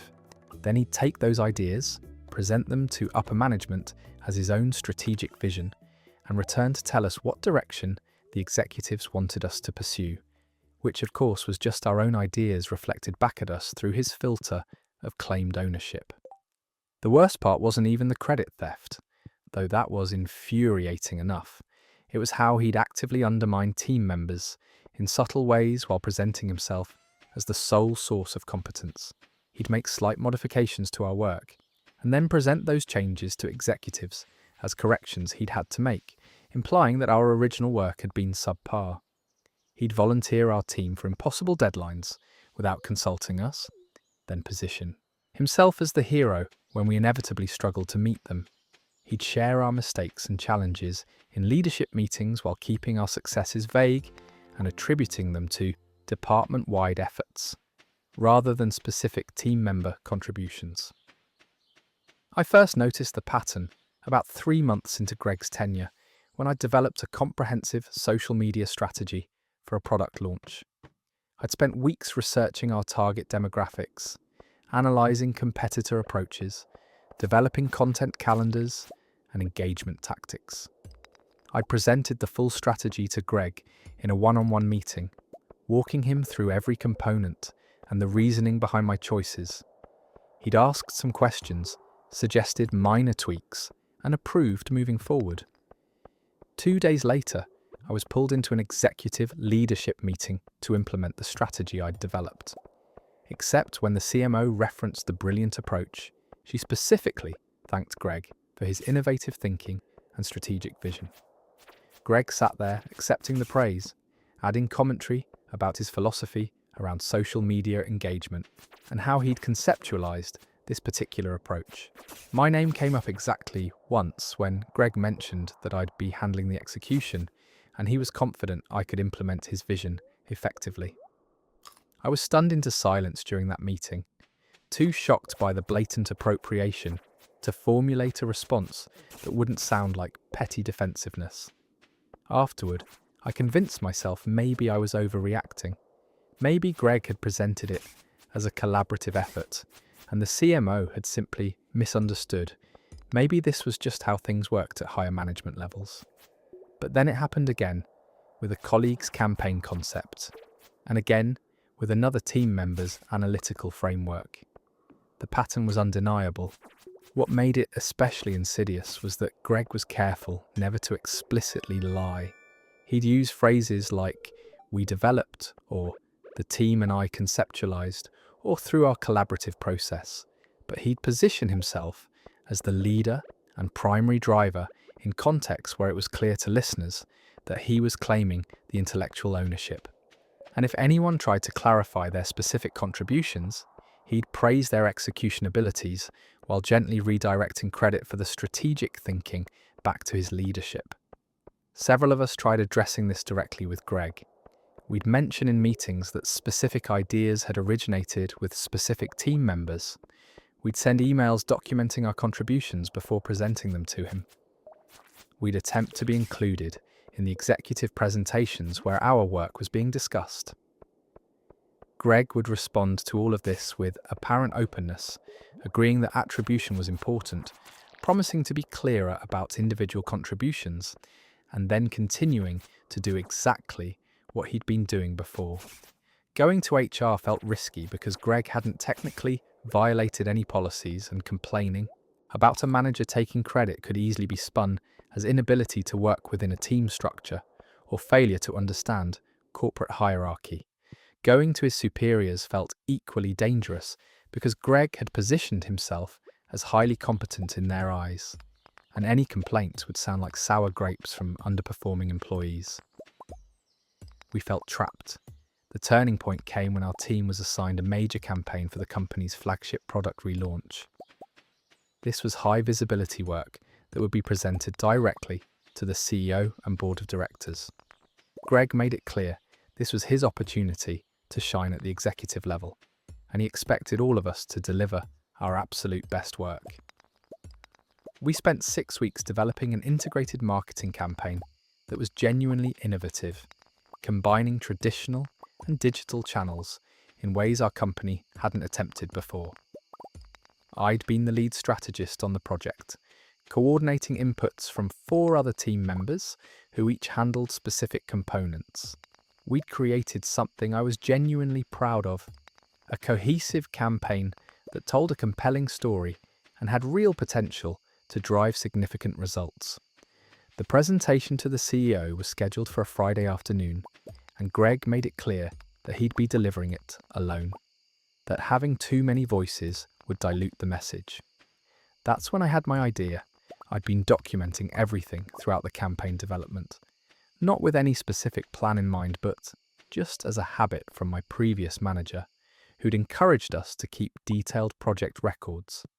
I had emails with timestamps showing when team members had first proposed ideas. I had meeting notes documenting who'd contributed what during brainstorming sessions. I had draft documents with version histories showing the evolution of concepts. I had a complete paper trail of how this campaign had been built from the ground up by the team, with minimal strategic input from Greg beyond approval and minor tweaks. I spent a Thursday evening compiling all of this documentation into a clear, chronological narrative of the campaign's development. Not in an accusatory way, just a straightforward project timeline with attributed contributions and supporting evidence. I formatted it professionally, titled it Campaign Development Process Documentation, and made it look like the kind of thorough record keeping that would be valued in a corporate environment. Friday morning, I sent this document to the entire leadership team, including the CEO, the CMO, and several board members who I knew would be in the afternoon presentation. I framed it as supplementary material for the campaign presentation, something that provided helpful context about our development process and demonstrated the team's collaborative approach. I copied Greg on the email, making it seem like a supportive gesture rather than sabotage. Greg called me into his office within 20 minutes of that email going out, asking what I thought I was doing sending documentation to executives without clearing it with him first. I responded innocently that I'd thought having detailed process documentation would make the department look thorough and professional, that it showed the rigor of our approach. He couldn't really argue against that reasoning without revealing his actual concern, which was that the documentation made clear he'd had minimal involvement in developing the campaign he was about to present as his vision. The presentation that afternoon was fascinating to watch. I wasn't in the room, but I heard about it from multiple sources afterward. Greg had started presenting the campaign as he'd planned, positioning himself as the strategic architect. But the CEO kept referencing the documentation I'd sent, asking Greg to expand on specific contributions mentioned there, noting how impressed he was by the collaborative process and the specific team members' innovative thinking. Greg apparently tried to maintain his usual approach of vague we language while centering himself, but the CEO wasn't having it. He'd clearly read the documentation closely and wanted to understand the specific genesis of ideas and the individual contributions that had built the campaign. Greg was forced to acknowledge that yes, I had developed the core strategic framework, and yes, another team member had conceptualized the digital integration approach, and yes, the creative direction had come from someone else entirely. By the end of the presentation, the CEO had a clear understanding that Greg's role had been primarily managerial approval and coordination rather than strategic development. He apparently made a point of saying he wanted to meet with the core team members to better understand our thinking, which was unprecedented for a marketing campaign presentation. That meeting happened the following week. All 5 of us who'd built the campaign sat down with the CEO and CMO and walked them through our work. We each spoke to our contributions, demonstrated our expertise, and fielded questions about our strategic choices. The executives were genuinely engaged and impressed, asking about our backgrounds and what other projects we'd worked on. It was the kind of visibility and recognition we'd been denied under Greg's leadership. The fallout was gradual but unmistakable. Greg's relationship with upper management seemed to cool noticeably. He was suddenly being asked to provide more detailed documentation about team projects and individual contributions. He was no longer invited to certain high-level strategy meetings, with the executives instead requesting specific team members to participate. His attempts to claim credit became more difficult when leadership was now directly connected to the people actually doing the work. 3 months after that presentation, Greg announced he'd be leaving the company to pursue other opportunities. The rumor mill suggested he'd been encouraged to seek those opportunities elsewhere. Our team got a new manager, someone promoted from within who'd actually worked as a contributor and understood the value of properly crediting people's work. She instituted a system where team members presented their own work to executives, and documentation of contributions was standard practice for all major projects. The most satisfying moment came about a month after Greg left, when the campaign we'd developed exceeded all performance metrics and became a case study used in company-wide presentations about marketing excellence. My name and my team members' names were on all that documentation. Our contributions were specifically called out and celebrated. We each received bonuses and recognition that reflected our actual work, and none of us had to worry about someone else stealing credit for what we'd built. That story reminds us that sometimes the best revenge isn't confrontation or sabotage, but simply ensuring that accurate documentation exists and reaches the right people, letting the truth speak for itself while giving credit thieves nowhere to hide. Our next story comes from someone who found the perfect way to handle a book club member who consistently spoiled endings and refused to respect anyone else's reading experience despite repeated requests to stop. I've been part of the same book club for about 5 years now, a group of 8 women who meet monthly at a local coffee shop to discuss whatever book we've collectively chosen. It's been one of my favourite parts of adult life, this regular gathering of people who genuinely love reading and having thoughtful conversations about literature. We developed a really nice dynamic over the years, respectful disagreements about interpretations, enthusiasm for recommending books to each other, genuine friendships that extended beyond our monthly meetings. Then about a year ago, one of our longtime members moved away for work, and we decided to open up her spot to keep our group at a good size for discussions. We posted in a local community group, interviewed a few candidates, and ultimately invited someone I'll call Rebecca to join us. She seemed perfect on paper, an avid reader with interesting taste in books, articulate and enthusiastic during her trial meeting. We all voted to make her a permanent member, excited to have fresh perspectives in our discussions. The problem started during Rebecca's second official meeting. We were discussing a mystery novel that most of us had really enjoyed, talking about the clues and red herrings the author had planted throughout the story. Rebecca jumped in early to announce that she'd figured out the killer by chapter 3 and found the rest of the book predictable as a result. Then she proceeded to explain in detail exactly how she'd solved it, walking through specific clues and their significance in a way that would completely ruin the mystery for anyone who hadn't finished the book yet. Two of our members hadn't quite finished reading and were visibly deflated by having the solution handed to them. One of them gently pointed out that maybe we should avoid spoiling major plot points for people still reading. Rebecca laughed it off, saying that if people couldn't keep up with the reading pace, that was their problem. And besides, discussing the book properly required being able to reference all its elements, including the ending.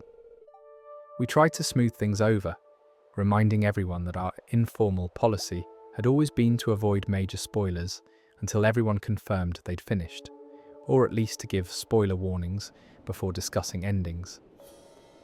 Rebecca agreed in the moment, but her behaviour didn't change. The next month she did it again with a different book, casually dropping a character death in the middle of discussing early chapters. The month after that, she revealed a major twist in a psychological thriller before we'd even gotten through discussing the premise and setup. It became her pattern.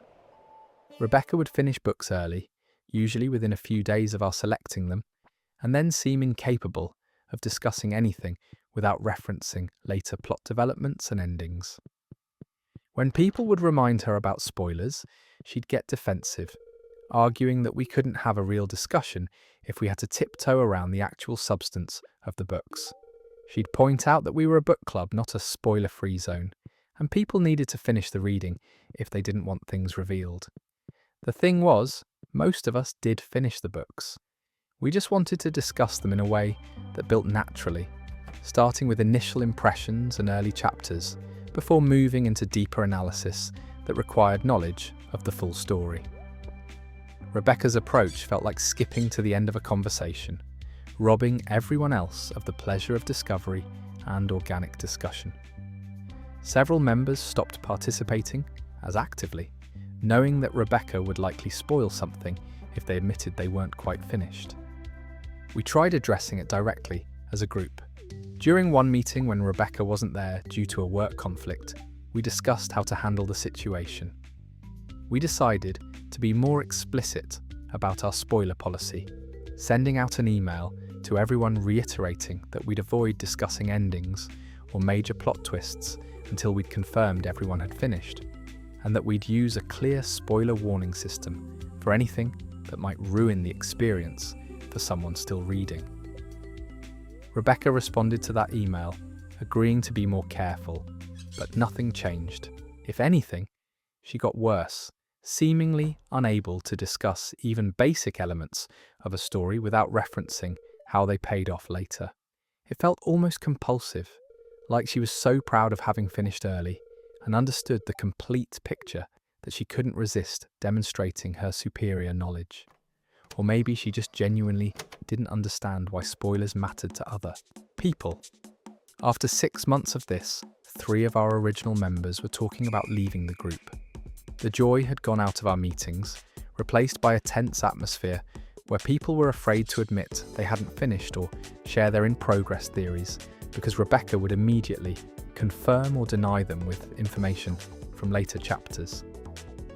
I was frustrated on behalf of my friends and for myself, watching something I'd loved for years being slowly ruined by one person's inability to respect a simple request.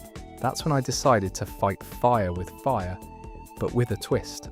I started doing research into books before we selected them, reading detailed plot summaries and reviews, getting myself fully informed about major twists and endings without actually reading the books. Then during our selection process, when we'd discuss potential picks for the next month, I'd casually spoil them for Rebecca specifically. The first time, we were choosing between 3 options for our next read. Rebecca mentioned being really intrigued by one particular thriller that had been getting buzz. I launched into an enthusiastic description of why it was such a great choice, making sure to mention the unreliable narrator twist, the reveal about the protagonist's real identity, and the shocking ending where everything we'd believed was inverted. I framed it all as praise for the book's construction, but the effect was to completely spoil every major surprise for Rebecca. She looked stunned, then annoyed, then tried to brush it off, saying she'd still enjoy reading it. But I could see the disappointment in her expression. that deflated feeling of having the mystery solved before you get to solve it yourself. She voted against that book, saying maybe we should pick something less hyped. We ended up selecting one of the other options.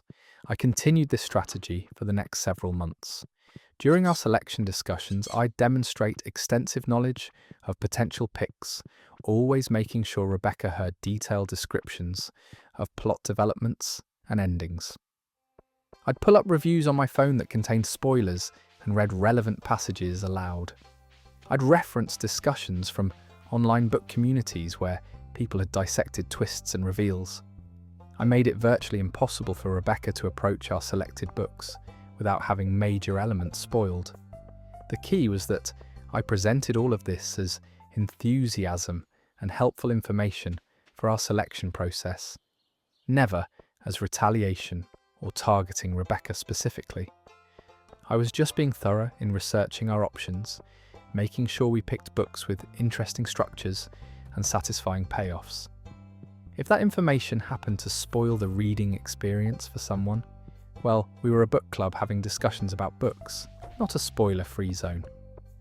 Rebecca started getting noticeably frustrated during selection meetings.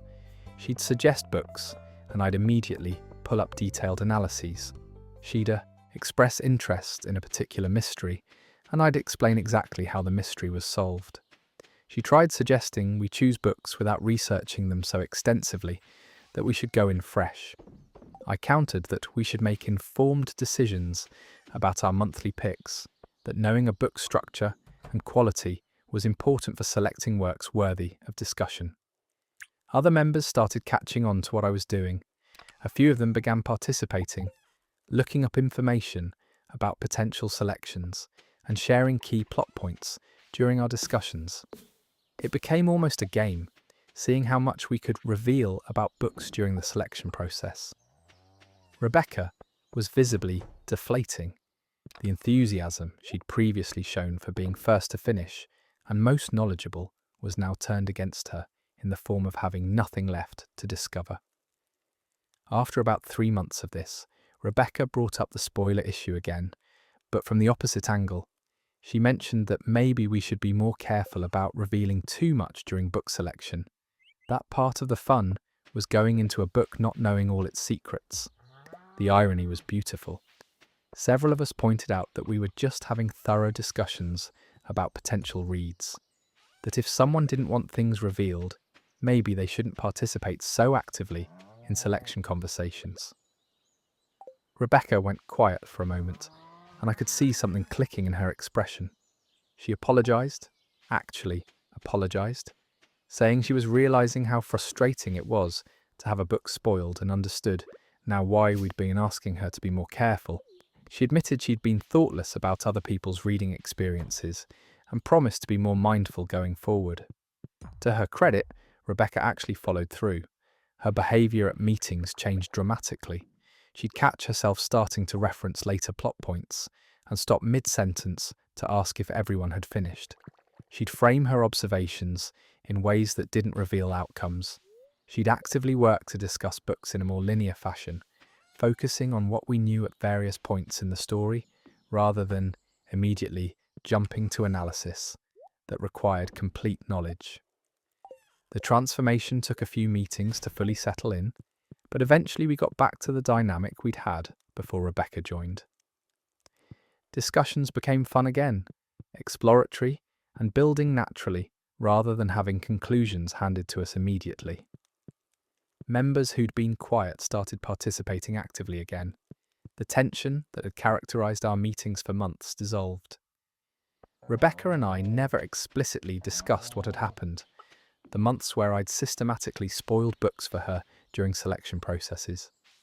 But we had a moment at one meeting, several months after her behaviour had changed, where we made eye contact during a discussion, and she gave me this small knowing nod. It was acknowledgement without words, understanding that she'd been taught a lesson about empathy and consideration through experiencing exactly what she'd been inflicting on others. These days, our book club is back to being one of my favourite monthly activities. Rebecca has become a valued member who brings interesting perspectives without dominating or spoiling. She's even become somewhat protective of the spoiler-free environment, gently redirecting newer members if they start to reveal too much too early.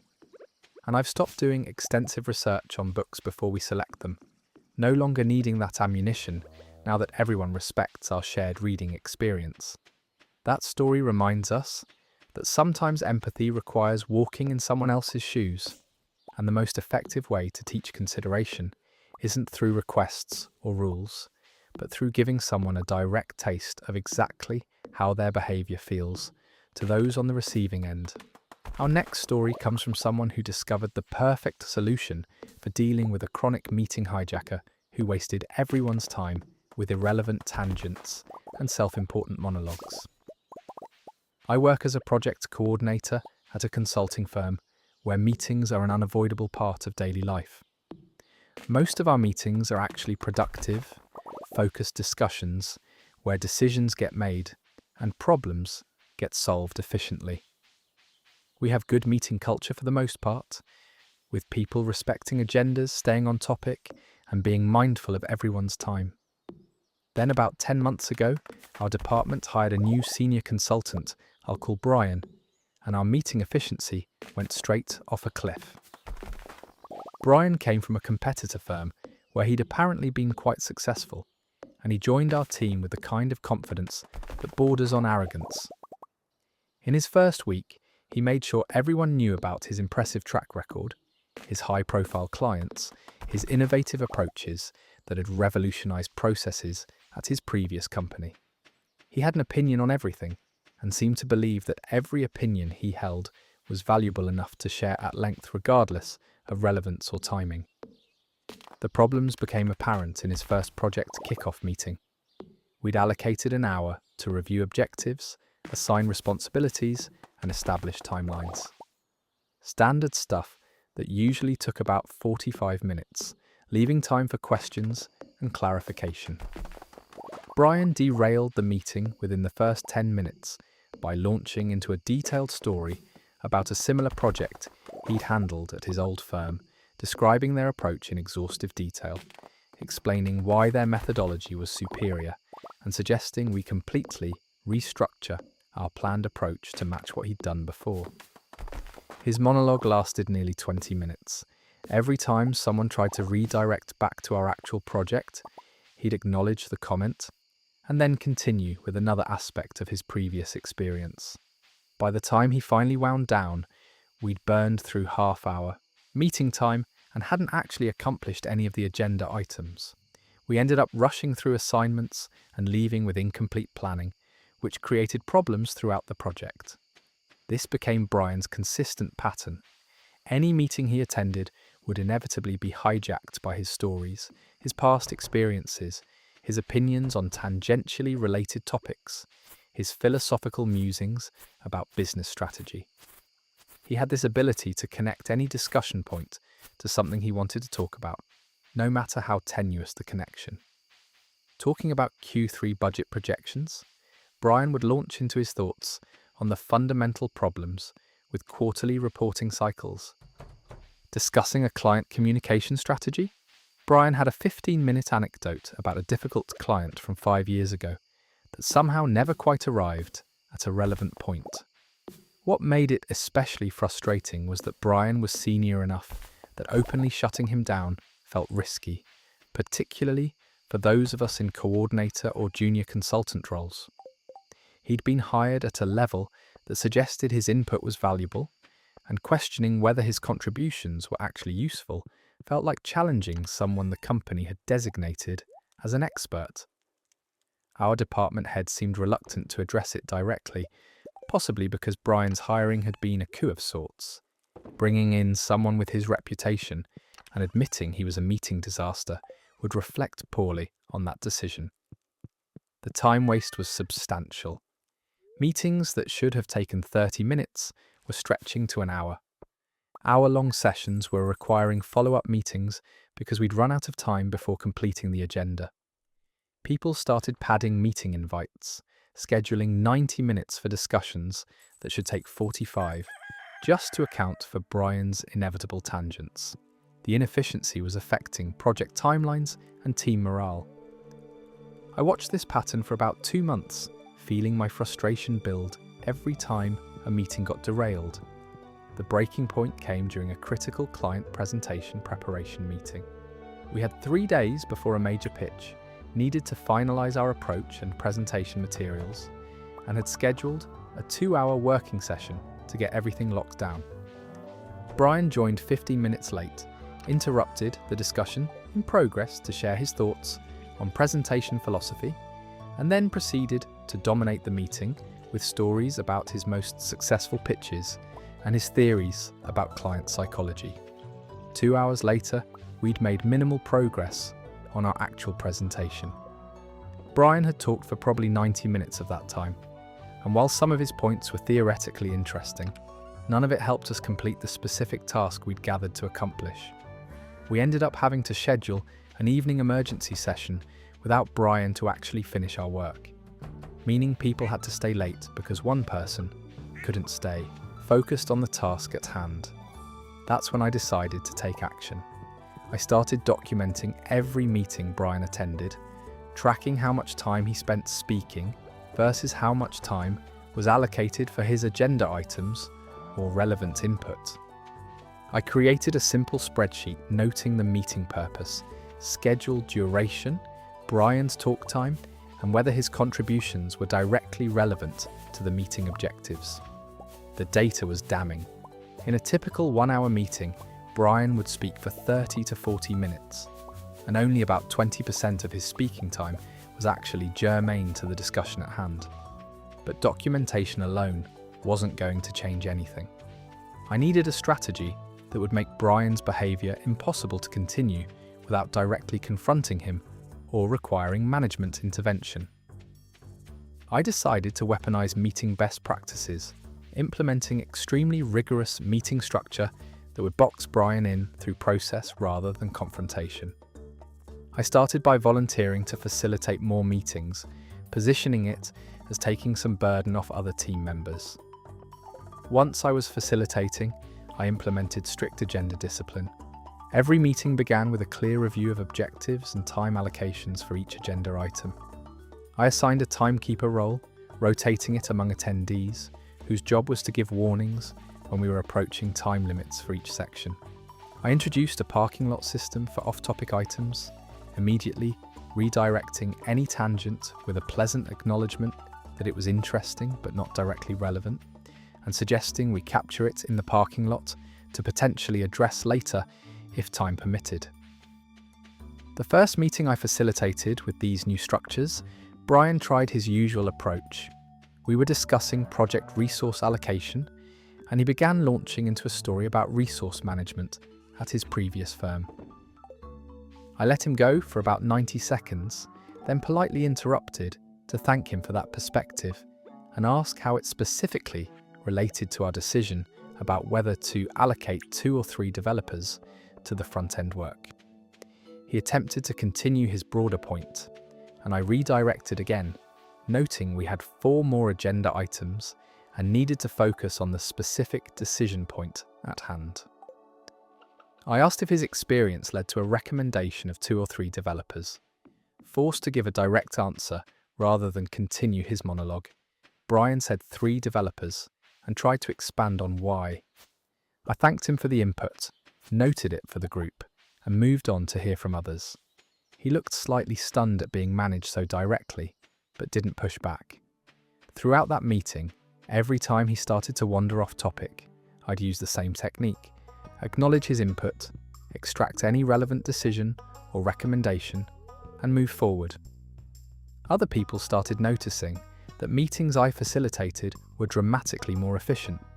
We'd actually complete agendas in the scheduled time. Discussions stayed focused, decisions got made. People began specifically requesting that I facilitate planning sessions and working meetings, even ones that wouldn't normally fall under my coordination responsibilities. I became the de facto meeting facilitator for our department, and with that role came the authority to enforce structure. I started training others on the techniques I was using. I created a simple 1-page guide to effective meeting facilitation that emphasised time management, agenda discipline, and redirection strategies. I ran a lunch and learn session on meeting efficiency that was really well attended because everyone was feeling the pain of wasted time. Other team members began implementing similar approaches when they ran meetings, creating a department-wide culture shift toward much tighter meeting discipline. Brian initially tried to resist these changes. He'd make comments about stifling creativity or not allowing proper exploration of ideas. He'd suggest that rigorous agendas were too restrictive for the kind of innovative thinking our work required. But he was increasingly alone in these objections. Everyone else had experienced the relief of efficient meetings and wasn't interested in going back to the old way. The turning point came during a department retrospective about 4 months into my campaign of meeting structure. We were discussing what was working well and what needed improvement. Multiple people brought up meeting efficiency as a major positive change, specifically praising the facilitation techniques and structural approaches that had been implemented. Our department head, who'd been watching these improvements, formally adopted the meeting guidelines I'd created as department policy. Brian was present for this discussion and had to sit there while everyone celebrated the very structures that had been designed to contain his behaviour. He couldn't argue against them without positioning himself as someone who opposed efficiency and valued his own voice over collective productivity. He made a few weak comments about balancing structure with flexibility, but the momentum was clearly against him. His behaviour in meetings changed gradually after that. He learned to condense his points, to connect his experience directly to the specific questions being discussed, rather than launching into extended narratives. He became better at reading the room and recognising when he'd said enough. He was never going to be a model of brevity, but he evolved from someone who dominated every meeting into someone who made lengthy, but occasionally useful contributions. The real satisfaction came about 6 months into this process, when a new hire joined our team, and Brian took him aside to explain our meeting culture. I overheard him describing the importance of respecting agendas, staying on topic, and being mindful of everyone's time. He was teaching someone else the very disciplines he'd been forced to learn, presenting them as professional best practices rather than restrictions that had been imposed on him. These days, our department runs some of the most efficient meetings in the company. Other divisions have actually asked us to share our facilitation practices because they've noticed how much more we accomplish in less time. Brian has become a reasonably productive team member who contributes without hijacking every discussion, and I've developed a reputation as someone who can keep any meeting on track, a skill that's proven valuable for my career growth in unexpected ways. The best part is that I never had to directly confront Brian or make him feel attacked. I just implemented structural solutions that made it impossible for anyone, regardless of seniority, to waste everyone's time with self-indulgent tangents. The system corrected the behaviour without requiring personal conflict, and everyone benefits from the increased efficiency, probably even Brian himself, though he'd never admit it. That story reminds us that sometimes the most effective way to change problematic behaviour isn't through confrontation or authority, but through implementing systems and structures that make the unwanted behaviour naturally unsustainable while improving the environment for everyone involved. Our next story comes from someone who found a brilliant way to deal with a parking space thief who kept stealing their paid spot in their apartment building despite repeated warnings and polite requests to stop. I live in a high-rise apartment building in a city where parking is an absolute nightmare. When I signed my lease 2 years ago, I specifically paid extra for a designated parking spot in the building's underground garage. It's not cheap, an additional $150 per month on top of rent, but it's worth it to have guaranteed parking in a neighbourhood where street parking can take 45 minutes of circling blocks. My spot number is clearly marked, painted in large white numbers on the ground and on the concrete wall. Spot 214 right next to the elevator. Incredibly convenient and unambiguously mine. About 6 months ago, I started occasionally coming home to find another car parked in my spot. The first time it happened, I figured it was an honest mistake. Maybe a visitor who didn't understand the parking system, or a new resident who'd gotten confused about their assigned number. I left a polite note on the windshield, explaining that this was a designated spot and asking them to please check their parking assignment. The car was gone by morning, and I didn't think much more about it. But then it happened again a week later. Same vehicle, a silver luxury sedan that was always immaculately clean and clearly expensive. This time I was more annoyed because I'd had to park on the street, feed a meter, and walk 3 blocks back to my building in the rain. I left another note, less polite this time, making it very clear that this was spot 2. 14, that it was a paid designated space and that parking here was not acceptable. I included my apartment number and asked them to contact me if there was any confusion about parking assignments. The car appeared in my spot 3 more times over the next 2 weeks. No response to my notes, no attempt to contact me, just continued theft of my parking space whenever apparently convenient for this person. I started recognizing the pattern. The car would appear on weekday evenings, usually between 6 and 8, and would typically be gone by 7 the next morning. Someone was using my expensive, paid parking spot as their personal overnight guest parking, completely disregarding the fact that I was paying specifically for that space. I went to building management to complain. They were sympathetic but essentially useless. They said they'd send a warning email to all residents about respecting assigned parking, but they couldn't identify who owned the silver sedan without a license plate number, which I hadn't thought to record. They suggested I could call a towing company if I caught someone in my spot, but they made it sound complicated and potentially expensive if there were any disputes. They offered to let me park in a visitor spot when mine was occupied, but that defeated the entire purpose of paying for a designated space. I started taking photos every time the silver sedan appeared, documenting the license plate, the date, the time. I submitted these to management with increasingly frustrated emails. They'd respond with vague assurances that they were looking into it, but nothing changed. The car kept appearing, sometimes twice a week, completely disrupting my parking access and forcing me to either find street parking or use visitor spots that were often full. What really pushed me over the edge was coming home at 11 at night after a long work event, exhausted and just wanting to get inside, only to find the silver sedan in my spot. All visitor parking was full. Street parking in that area after 10 required permit parking that I didn't have for those particular blocks. I ended up having to park in a paid lot 4 blocks away, costing me $20 for overnight parking on top of the $150 I paid monthly for a spot I couldn't use. That night, I decided polite approaches and management intervention had failed. Whoever owned this car had demonstrated complete disregard for multiple warnings and clear communication. They'd had plenty of opportunities to correct their behaviour and had chosen to continue stealing my spot.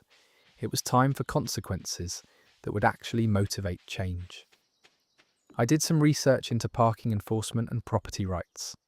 I learned that in my city, the owner of a private parking space has the legal right to have unauthorised vehicles towed at the vehicle owner's expense. The building management's hesitation about towing was about avoiding conflict, not about legal limitations. I also discovered that towing companies are more than happy to enforce private property parking because they make significant money from it. Impound and storage fees add up quickly. I contacted 3 different towing companies and found one that specialised in private property enforcement. They explained their process. They'd come immediately, when called, document the violation, tow the vehicle to their lot, and the owner would have to pay all fees to retrieve it. The costs weren't trivial, typically starting around $250, and increasing for each day the car remained in impound.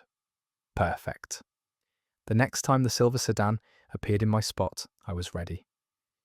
It was a Wednesday evening around 7. I called the towing company, gave them the address and spot number, and they arrived within 30 minutes. I showed the driver my lease agreement clearly listing spot 214 as my designated space, showed the photos I'd taken documenting the recurring violation, and pointed out the car currently occupying my spot. The driver took photos, documented everything, and efficiently loaded the silver sedan onto his truck. I have to admit, watching that car get hoisted and hauled away was deeply satisfying. I pulled my own car into my rightful spot, parked it exactly centred in the space, and went upstairs feeling like justice had been served. I wondered how long it would take the car's owner to realise their vehicle had been towed and what their reaction would be. I got my answer 2 days later when I received an absolutely furious email forwarded through building management. The car's owner had apparently complained to the office, demanding to know who had towed their vehicle from what they called a shared parking area. Building management had explained that all parking spots were designated and assigned, and that spot 214 belonged to a specific tenant who had every right to enforce their parking access. The owner had apparently paid over $300 in towing and storage fees to retrieve their car. The email they'd sent demanded I reimburse them for the towing costs, claiming I should have contacted them directly instead of having their car towed, and asserting that occasional use of an empty spot shouldn't be a problem. I responded through management with copies of the multiple notes I'd left on their windshield, the dates and times I'd documented their car in my spot, and a polite explanation that I'd attempted direct communication repeatedly before resorting to towing, which was my legal right as the designated spot owner. I never received a response to that email, but the silver sedan never appeared in my spot again. Problem solved through one decisive action after months of failed polite approaches. Except that's not quite where the story ends, because the revenge got even better. About a week after the towing incident, I was getting my mail in the lobby and ran into a neighbour from a few floors above me. She asked if I was the person in spot 214 who'd had someone towed recently. When I confirmed, she actually thanked me. Apparently, the silver sedan belonged to someone in Unit 712 who'd been using various neighbours' parking spots for months to accommodate their frequent overnight guests rather than paying for visitor parking. Multiple residents had complained to management without results. Word had spread about the towing, and suddenly other residents started enforcing their parking spaces. The person in 712 had their guests' cars towed 3 more times over the next month, by different spot owners who'd been dealing with the same problem I had. Each time meant another few $100s in towing fees, another angry confrontation with building management, another lesson that stealing other people's paid parking had real financial consequences. The situation escalated to the point where building management called a meeting with the resident from 712, made it explicitly clear that parking violations would result in immediate towing, and apparently warned them that continued problems could result in lease violations. I heard through the building gossip network that the person ended up having to rent an additional parking spot to accommodate their guest parking needs, ironically ending up paying more than if they'd just done that from the beginning instead of stealing other residents' spaces. My spot has remained blissfully free of unauthorised vehicles for months now. The simple act of following through on legal consequences where polite requests had failed solved not just my problem but apparently a building-wide issue that had been festering for a long time. Other residents have told me they're grateful someone finally took action, that watching months of parking theft get expensive consequences encouraged them to stand up for their own space rights. The best part is running into the person from 712 occasionally in the elevator or lobby. They never make eye contact, never acknowledge me, clearly know exactly who I am and what I did. There's this beautiful tension in those moments, the unspoken understanding that they tried to take advantage of my paid amenity repeatedly, and I made that choice expensive enough that they'll never try it again. That story reminds us that sometimes politeness and patience only work when the other person has a baseline respect for boundaries. And when those fail, swift enforcement of actual consequences often accomplishes what months of reasonable requests could not. And that's where we'll pause for the night, everyone. These tales of petty revenge and justified payback always leave me feeling like sometimes the universe does deliver consequences to those who've earned them. Maybe karma needs a little help sometimes. Or maybe we're all just one annoying co-worker away from planning our own small act of perfectly petty justice. If you enjoyed this cozy batch of Reddit revenge stories as much as I did, please consider subscribing and joining me again for another night of Stardew and satisfying tales. Thanks for listening, and until next time, sweet dreams.